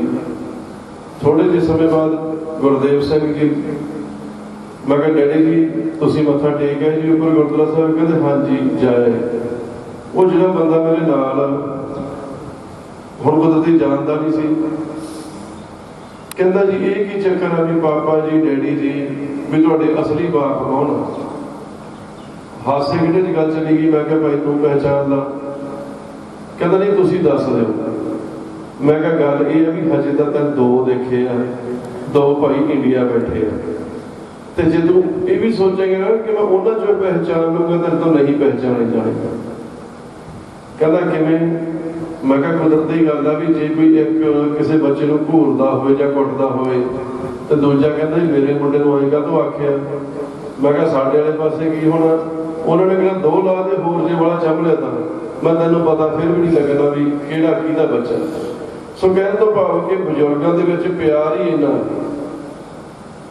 ਤੇ ਸਾਡੇ ਵਿੱਚ ਕੁਦਰਤੀ ਗੱਲ ਹੈ ਜੀ, ਸੁਭਾਵਿਕ ਉਹ ਆਉਣਾ ਹੀ ਆਉਣਾ ਸੀ। ਅਗਲੀ ਗੱਲ ਕਿ ਜੋ ਮਹਾਰਾਜ ਨੇ ਉਹਨਾਂ ਤੇ ਕਿਰਪਾ ਕੀਤੀ, ਸਾਡੇ ਪਹਿਲਾਂ ਸਭ ਤੋਂ ਵੱਡੇ ਜੋ ਦਾਦਾ ਜੀ ਦੇ ਭਰਾ ਬਾਬਾ ਪੂਰਨ ਸਿੰਘ, ਉਹਨਾਂ ਦਾ ਵੀ ਧੰਨ ਧੰਨ ਸ਼੍ਰੀ ਗੁਰੂ ਗ੍ਰੰਥ ਸਾਹਿਬ ਮਹਾਰਾਜ ਦੇ ਪੂਰਨ ਭਰੋਸਾ, ਆਪ ਕੀਰਤਨ ਕਰਨਾ, ਮਹਾਰਾਜ ਦੇ ਗੁਣ ਗਾਉਣੇ। ਉਸ ਤੋਂ ਬਾਅਦ ਜੋ ਮੇਰੇ ਫਾਦਰ ਸਾਹਿਬ ਜਾਂ ਸਾਡੇ ਫਾਦਰ ਸਾਹਿਬ 7 ਸਾਲ ਦੀ ਉਮਰ ਸੀ ਜਦੋਂ ਉਹਨਾਂ ਦੇ ਨਾਨਾ ਜੀ ਇੱਥੇ ਆਏ ਤੇ ਆ ਕੇ ਦੇਖਿਆ, ਕਹਿੰਦੇ ਵੀ ਬਸੰਤ ਕੋਲੇ, ਮੇਰੇ ਦਾਦੀ ਦਾ ਬਸੰਤ ਕੌਰ, ਕਹਿੰਦੇ ਬਸੰਤ ਕੋਲੇ ਵੀ ਕਰਤਾਰ ਸਿੰਘ ਕੱਲਾ ਔਖਾ ਹੁੰਦਾ ਵੀ ਇੱਕ ਮੁੰਡੇ ਨੂੰ ਨਾਲ ਕੰਮ ਤੇ ਲਾ ਲਓ। ਕਹਿੰਦੇ ਚਲੋ ਵੀ ਬਾਕੀ ਤਾਂ ਪੜ੍ਹ ਕੇ ਥੋੜੀ ਵੱਡੀਆਂ ਕਲਾਸਾਂ ਦੇ ਵੀ ਆਪਾਂ ਕੁਲਵੰਤ ਸਿੰਘ ਨੂੰ ਪੁੱਛ ਲੈਂਦੇ ਹਾਂ। ਫਾਦਰ ਸਾਹਿਬ ਨੂੰ ਪੁੱਛਿਆ, ਚਲੋ ਕੁਦਰਤੀ ਬੱਚੇ ਦਾ ਪਹਿਲਾਂ ਹੁੰਦਾ ਵੀ ਮੈਂ ਤਾਂ ਪੜ੍ਹਨਾ, ਫਿਰ ਪਰਿਵਾਰ ਦੀਆਂ ਕੁਝ ਮਜਬੂਰੀਆਂ ਦਾ ਕਰਕੇ ਚਲੋ ਉਹਨਾਂ ਨੇ ਪੜ੍ਹਾਈ ਛੱਡੀ। 7 ਸਾਲ ਦੀ ਉਮਰ ਦੇ ਵਿੱਚ ਸਾਧ ਸੰਗਤ ਜੀ ਉਹਨਾਂ ਨੇ ਮਿਹਨਤ ਕਰਨੀ ਸ਼ੁਰੂ ਕੀਤੀ। 13 ਸਾਲ ਦੇ ਸੀ ਜਦੋਂ ਹਲ ਵਾਹੁਣਾ ਸ਼ੁਰੂ ਕਰ ਦਿੱਤਾ। ਆਪ ਦੇ ਵਿੱਚ ਬਹੁਤ ਸਾਰੇ ਬਜ਼ੁਰਗ ਬੈਠੇ ਆ ਜਿਨ੍ਹਾਂ ਨੂੰ ਪਤਾ ਕਿ ਇੱਕ 13 ਸਾਲ ਦੇ ਬੱਚੇ ਨੇ ਹਲ ਵਾਹੁਣਾ ਕਿੰਨੀ ਵੱਡੀ ਗੱਲ ਆ। ਅੱਜ ਦਾ ਟਰੈਕਟਰ ਤੇ ਬੈਠਣਾ, ਉਦੋਂ ਪਤਾ ਵੀ ਬਲਦਾਂ ਦੀਆਂ ਕੋਚਾਂ ਦੇ ਵਿੱਚ ਵੀ ਜਾ ਕੇ ਵੱਜਣ ਦਾ ਡਰ ਸੀ। ਸੋ ਮਿਹਨਤ ਜਿਹੜੀ ਬਹੁਤ ਜ਼ਿਆਦਾ ਕੀਤੀ। ਫਿਰ ਸਾਰੇ ਪਰਿਵਾਰ ਨੂੰ ਬੰਨ੍ਹ ਕੇ ਰੱਖਿਆ, ਥਬਾਕ ਰੱਖਿਆ। ਉਦਾਹਰਨ ਇੱਕ ਤੁਹਾਨੂੰ ਮੈਂ ਦੱਸਦਾ ਕਿ ਮੰਨ ਲਓ ਅੱਜ ਕਿਸੇ ਦੀ ਲੜਕੀ ਦਾ ਵਿਆਹ ਹੋਵੇ ਨਾ, ਸਾਡੇ ਘਰ ਦੇ ਵਿੱਚ ਇਹ ਨਹੀਂ ਸੀ ਸਾਨੂੰ ਪਤਾ, ਬਜ਼ੁਰਗ ਹਰਬੰਸ ਸਿੰਘ ਜੀ ਮਨੀਲਾ ਰਹਿ ਰਹੇ ਆ ਤੇ ਬਾਬਾ ਜੀ ਇੱਥੇ। ਮੈਂ ਸ਼ਬਦ ਨੂੰ ਸਮਝਾਉਣ ਦੀ ਖਾਤਰ ਵਰਤਦਾ, ਵੈਸੇ ਬੋਲਣ ਜੀ ਨਹੀਂ ਕਰਦਾ, ਕਿ ਮੇਰੇ ਤਾਇਆ ਜੀ ਮੰਨ ਲਓ ਮਨੀਲਾ ਰਹਿ ਰਹੇ ਆ ਤੇ ਬਾਬਾ ਜੀ ਇੱਥੇ ਰਹਿ ਰਹੇ ਆ। ਉਹਨਾਂ ਨੇ ਤਾਇਆ ਹਰਬੰਸ ਸਿੰਘ ਜੀ ਨੂੰ ਇਹ ਫੋਨ ਲਾ ਕੇ ਕਹਿਤਾ ਵੀ ਮੈਂ ਭਾਈ ਤੇਰੀ ਲੜਕੀ ਦਾ ਵਿਆਹ ਬੰਨ੍ਹਤਾ, ਜੇ ਤੇਰੇ ਤੋਂ ਆਇਆ ਜਾਂਦਾ ਤਾਂ ਆ ਜਾ, ਨਹੀਂ ਅਸੀਂ ਕੋਈ ਨਹੀਂ ਹਫ਼ਤੇ ਦੇ ਵਿੱਚ ਕਰ ਦਿਆਂਗੇ। ਤੇ ਜੇ ਤੁਸੀਂ ਅੱਜ ਦੇ ਦੇਖ ਲਓ, ਉਹਨੇ ਕਹਿੰਦਾ ਯਾਰ ਮੈਨੂੰ ਪੁੱਛਿਆ ਵੀ ਨਹੀਂ, ਮੈਨੂੰ ਦੱਸਿਆ ਵੀ ਨਹੀਂ, ਅੱਛਾ ਵੀ ਮੇਰੀ ਲੜਕੀ ਦਾ ਵਿਆਹ ਕਰਤਾ। ਅੱਛਾ ਉਹਨਾਂ ਨੇ ਕਿਹਾ ਠੀਕ ਹੈ ਵੀ ਬਹੁਤ ਵਧੀਆ ਕੀਤਾ, ਕੋਈ ਨਹੀਂ ਭਾਈ ਤੂੰ ਹੈਗਾ, ਜੇ ਪਹੁੰਚਾਂਗੇ ਤਾਂ ਪਹੁੰਚਾਂਗੇ, ਨਹੀਂ ਜ਼ਰੂਰ ਕੋਈ ਗੱਲ ਨਹੀਂ। ਬਾਅਦ 'ਚ ਲੜਕੇ ਦਾ ਵਿਆਹ ਹੋਇਆ ਇਸੇ ਤਰੀਕੇ ਨਾਲ, ਬਾਅਦ 'ਚ ਮੇਰਾ ਵਿਆਹ ਹੋਇਆ, ਮੈਂ ਮਨੀਲਾ ਸੀ, ਉਹਨਾਂ ਨੇ ਵੀ ਦੱਸਤਾ ਭਾਈ ਵਿਆਹ ਬੰਨ੍ਹਤਾ, ਜੇ ਪਹੁੰਚਿਆ ਤਾਂ ਪਹੁੰਚ ਜਾ, ਨਹੀਂ ਸੀ ਹੈਗੇ ਆ। ਕਹਿਣ ਤੋਂ ਭਾਵ ਕਿ ਪਿਆਰ ਇਹਨਾਂ ਇੱਕ ਦੂਜੇ 'ਚ ਵੀ ਕਿਸੇ ਦੀ ਕੋਈ ਆਈ ਨਹੀਂ ਵੀ ਕੋਈ ਘਾਟ ਮਹਿਸੂਸ ਹੋਵੇ। ਪਰ ਅੱਜ ਸਾਡੇ ਜੋ ਚਲੇ ਗਏ ਸਾਧ ਸੰਗਤ ਜੀ, ਅੱਜ ਸਾਨੂੰ ਉਹ ਘਾਟ ਬਹੁਤ ਮਹਿਸੂਸ ਹੋ ਰਹੀ ਆ। ਸਾਨੂੰ ਸਭ ਕੁਝ ਸਿੱਖਣ ਤੋਂ ਜੋ ਮੌਕਾ ਮਿਲਿਆ, ਇਹਨਾਂ ਬਜ਼ੁਰਗਾਂ ਤੋਂ ਸਿੱਖਣ ਨੂੰ ਮੌਕਾ ਮਿਲਿਆ, ਸਾਧ ਸੰਗਤ ਜੀ ਇਹਨਾਂ ਦੇ ਪਿਆਰ ਤੋਂ ਸਿੱਖਣ ਨੂੰ ਸਾਨੂੰ ਮੌਕਾ ਮਿਲਿਆ। ਸੋ ਆਪ ਮਹਾਰਾਜ ਜੀ ਕੀ ਅਰਦਾਸ ਬੇਨਤੀ ਕਰਿਓ ਕਿ ਵੀ ਸਾਡੇ ਵਿੱਚ ਸਾਰਿਆਂ ਵਿੱਚ ਜਿਹੜਾ ਪਿਆਰ ਬਣਿਆ ਰਹੇ ਜੀ। ਦੂਜੀ ਗੱਲ,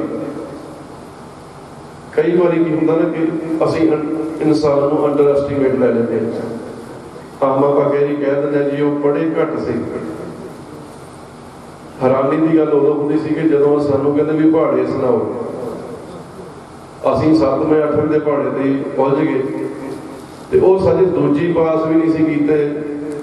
ਕਹਿੰਦੇ ਜੇ ਤੁਹਾਨੂੰ ਆ ਨਹੀਂ ਆਉਂਦੇ, ਤੁਹਾਨੂੰ ਪੌਣੇ ਦਾ ਪਹਾੜਾ ਕਦੋਂ ਆਊਗਾ, ਸਵੇ ਦਾ ਕਦੋਂ ਆਊਗਾ, 2.5 ਦਾ ਕਦੋਂ ਆਊਗਾ। ਅਸੀਂ ਕਹੇ ਕਿਹੜੇ ਪਹਾੜੇ ਹੁੰਦੇ ਆ ਜੀ, ਉਹ ਜਿਉਂ ਲੱਗੇ ਕਹਿੰਦੇ 1 ਪੌਣਾ, 2 ਪੌਣੇ, 1.5, 3 ਪੌਣੇ, 2.25 ਇਸ ਤਰੀਕੇ ਨਾਲ।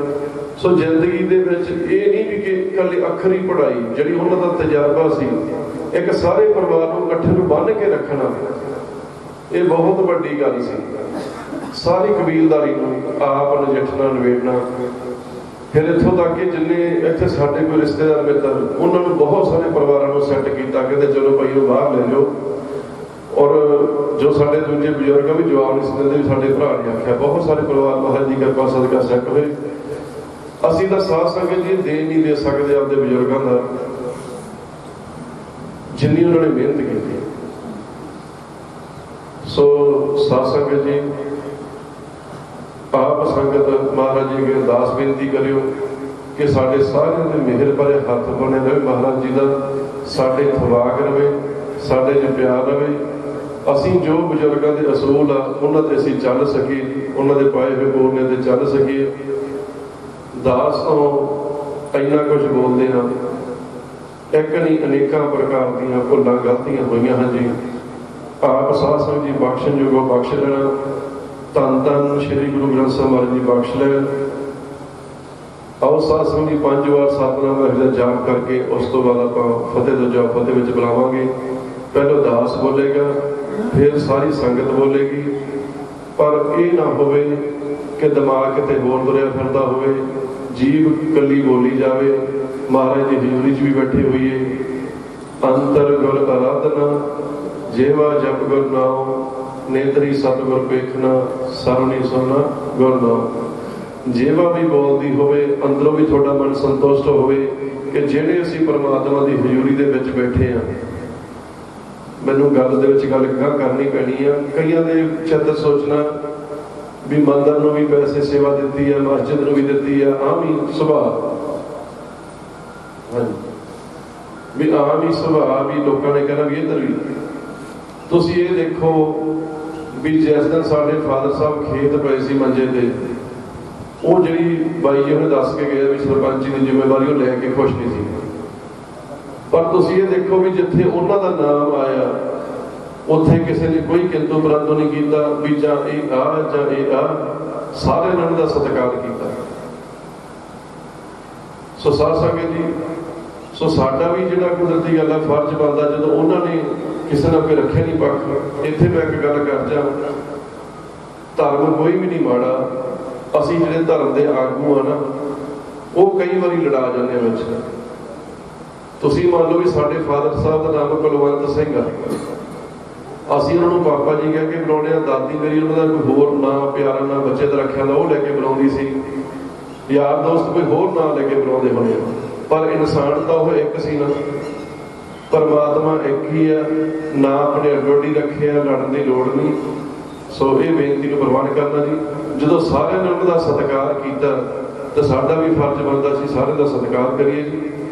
ਔਰ ਅਗਲੀ ਬੇਨਤੀ ਕਿ ਫਾਦਰ ਸਾਹਿਬ ਦਾ ਇੱਕ ਸੁਪਨਾ ਸੀ, ਉਹ ਕਹਿੰਦੇ ਸੀ ਨਾ ਵੀ ਮੇਰੀ ਪੜ੍ਹਾਈ ਘੱਟ ਹੋਈ ਹੈ, ਤੇ ਕਹਿੰਦੇ ਕੋਸ਼ਿਸ਼ ਕਰਿਓ ਵੀ ਜੇ ਕਿਸੇ ਗਰੀਬ ਦਾ ਬੱਚਾ ਪੜ੍ਹਨਾ ਚਾਹੁੰਦਾ ਹੋਏ ਨਾ ਤੇ ਉਹਨੂੰ ਜ਼ਰੂਰ ਪੜ੍ਹਾਇਓ।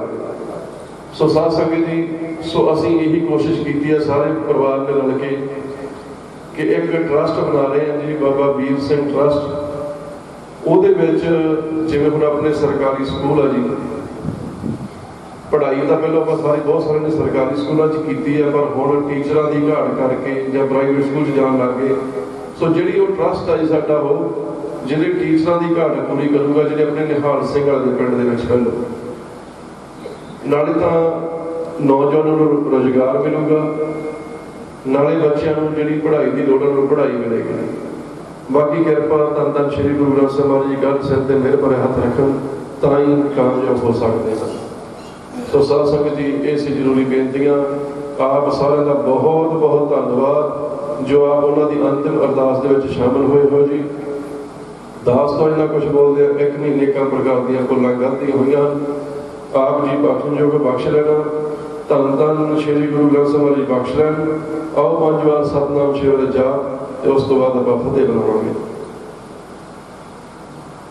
ਸਤਿਨਾਮ ਵਾਹਿਗੁਰੂ, ਸਤਿਨਾਮ ਵਾਹਿਗੁਰੂ, ਸਤਿਨਾਮ ਵਾਹਿਗੁਰੂ,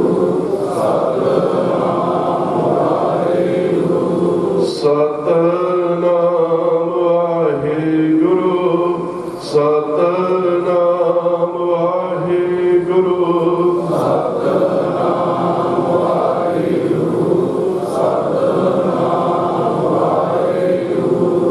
ਸਤਿਨਾਮ ਵਾਹਿਗੁਰੂ, ਸਤਿਨਾਮ ਵਾਹਿਗੁਰੂ, ਸਤਿਨਾਮ ਵਾਹਿਗੁਰੂ, ਸਤਿਨਾਮ ਵਾਹਿਗੁਰੂ,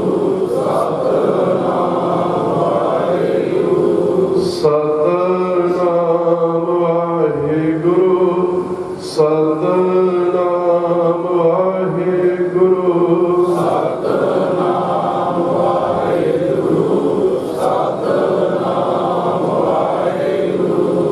ਸਤਿਨਾਮ ਵਾਹਿਗੁਰੂ, ਸਤਿਨਾਮ ਵਾਹਿਗੁਰੂ, ਸਤਿਨਾਮ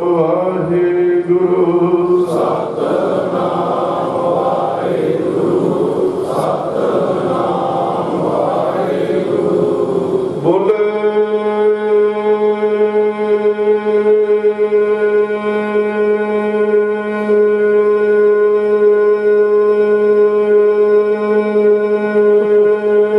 ਸੋ ਨਿਹਾਲ। ਸਤਿ ਸ਼੍ਰੀ ਅਕਾਲ।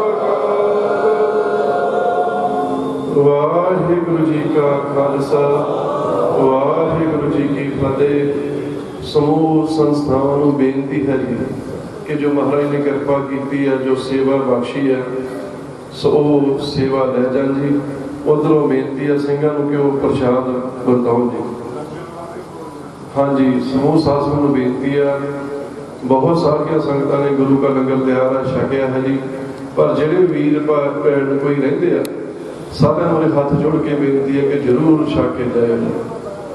ਵਾਹਿਗੁਰੂ ਜੀ ਕਾ ਖਾਲਸਾ, ਵਾਹਿਗੁਰੂ ਜੀ ਕੀ ਫਤਿਹ। ਆਪਾਂ ਨੂੰ ਸਾਰਿਆਂ ਨੂੰ ਪਤਾ ਵੀ ਕਿਸਾਨ ਸੰਘਰਸ਼ ਹੈ ਜਿਹੜਾ ਉਹ ਦਿੱਲੀ ਵਿਖੇ ਚੱਲ ਰਿਹਾ। ਪਰਿਵਾਰ ਵੱਲੋਂ ਬੇਨਤੀ ਹੈ ਔਰ ਭਾਰਤੀ ਕਿਸਾਨ ਯੂਨੀਅਨ ਏਕਤਾ ਉਗਰਾਹਾਂ ਨੂੰ 5100 ਰੁਪਏ ਦੀ ਭੇਟਾ ਜਿਹੜੀ ਉਹਨਾਂ ਨੇ ਦਿੱਤੀ ਹੈ। ਔਰ ਇਸ ਤੋਂ ਇਲਾਵਾ ਜਿੰਨੇ ਵੀ ਪ੍ਰੈਸ ਵਾਲੇ, ਮੀਡੀਆ ਵਾਲੇ, ਪੱਤਰਕਾਰ ਸਹਿਬਾਨ ਆਏ ਆ, ਉਹਨਾਂ ਦਾ ਵੀ ਧੰਨਵਾਦ ਕਰਨ ਵਾਲਾ ਰਹਿ ਗਿਆ ਸੀਗਾ। ਮੈਂ ਹੁਣ ਇਕੱਲੇ ਦਾ ਨਾਮ ਬੋਲਣ ਦੀ ਬਜਾਏ ਸਮੁੱਚੇ ਰੂਪ ਵਿੱਚ ਉਹਨਾਂ ਦਾ ਵੀ ਬਹੁਤ ਧੰਨਵਾਦ ਕਰਦਾ। ਕਿਉਂਕਿ ਇਹਨਾਂ ਨੇ ਹੀ ਸਾਰੀ ਸਹੀ ਖਬਰ ਆ ਜਿਹੜੀ ਹੋ ਕੇ ਦੇਣੀ ਹੁੰਦੀ ਹੈ। ਸਮੂਹ ਸੰਗਤ ਦਾ ਵੀ ਬਹੁਤ ਬਹੁਤ ਧੰਨਵਾਦ ਜਿਨ੍ਹਾਂ ਨੇ ਇਸ ਦੁੱਖ ਦੀ ਘੜੀ ਦੇ ਵਿੱਚ ਪਰਿਵਾਰ ਦੇ ਨਾਲ ਦੁੱਖ ਸਾਂਝਾ ਕੀਤਾ। ਜਿਵੇਂ ਭਾਈ ਰਣਜੀਤ ਸਿੰਘ ਜੀ ਤੁਹਾਡੇ ਨਾਲ ਗੱਲ ਕਰਕੇ ਗਏ ਆ ਵੀ ਚਾਹ ਪਾਣੀ ਔਰ ਪ੍ਰਸ਼ਾਦੇ ਦਾ ਲੰਗਰ ਤਿਆਰ ਹੈ, ਸਭ ਨੇ ਛਕ ਕੇ ਜਾਣਾ ਤੇ ਆਪਾਂ ਸਮਾਪਤੀ ਕਰਦੇ ਹਾਂ। ਵਾਹਿਗੁਰੂ ਜੀ ਕਾ ਖਾਲਸਾ, ਵਾਹਿਗੁਰੂ ਜੀ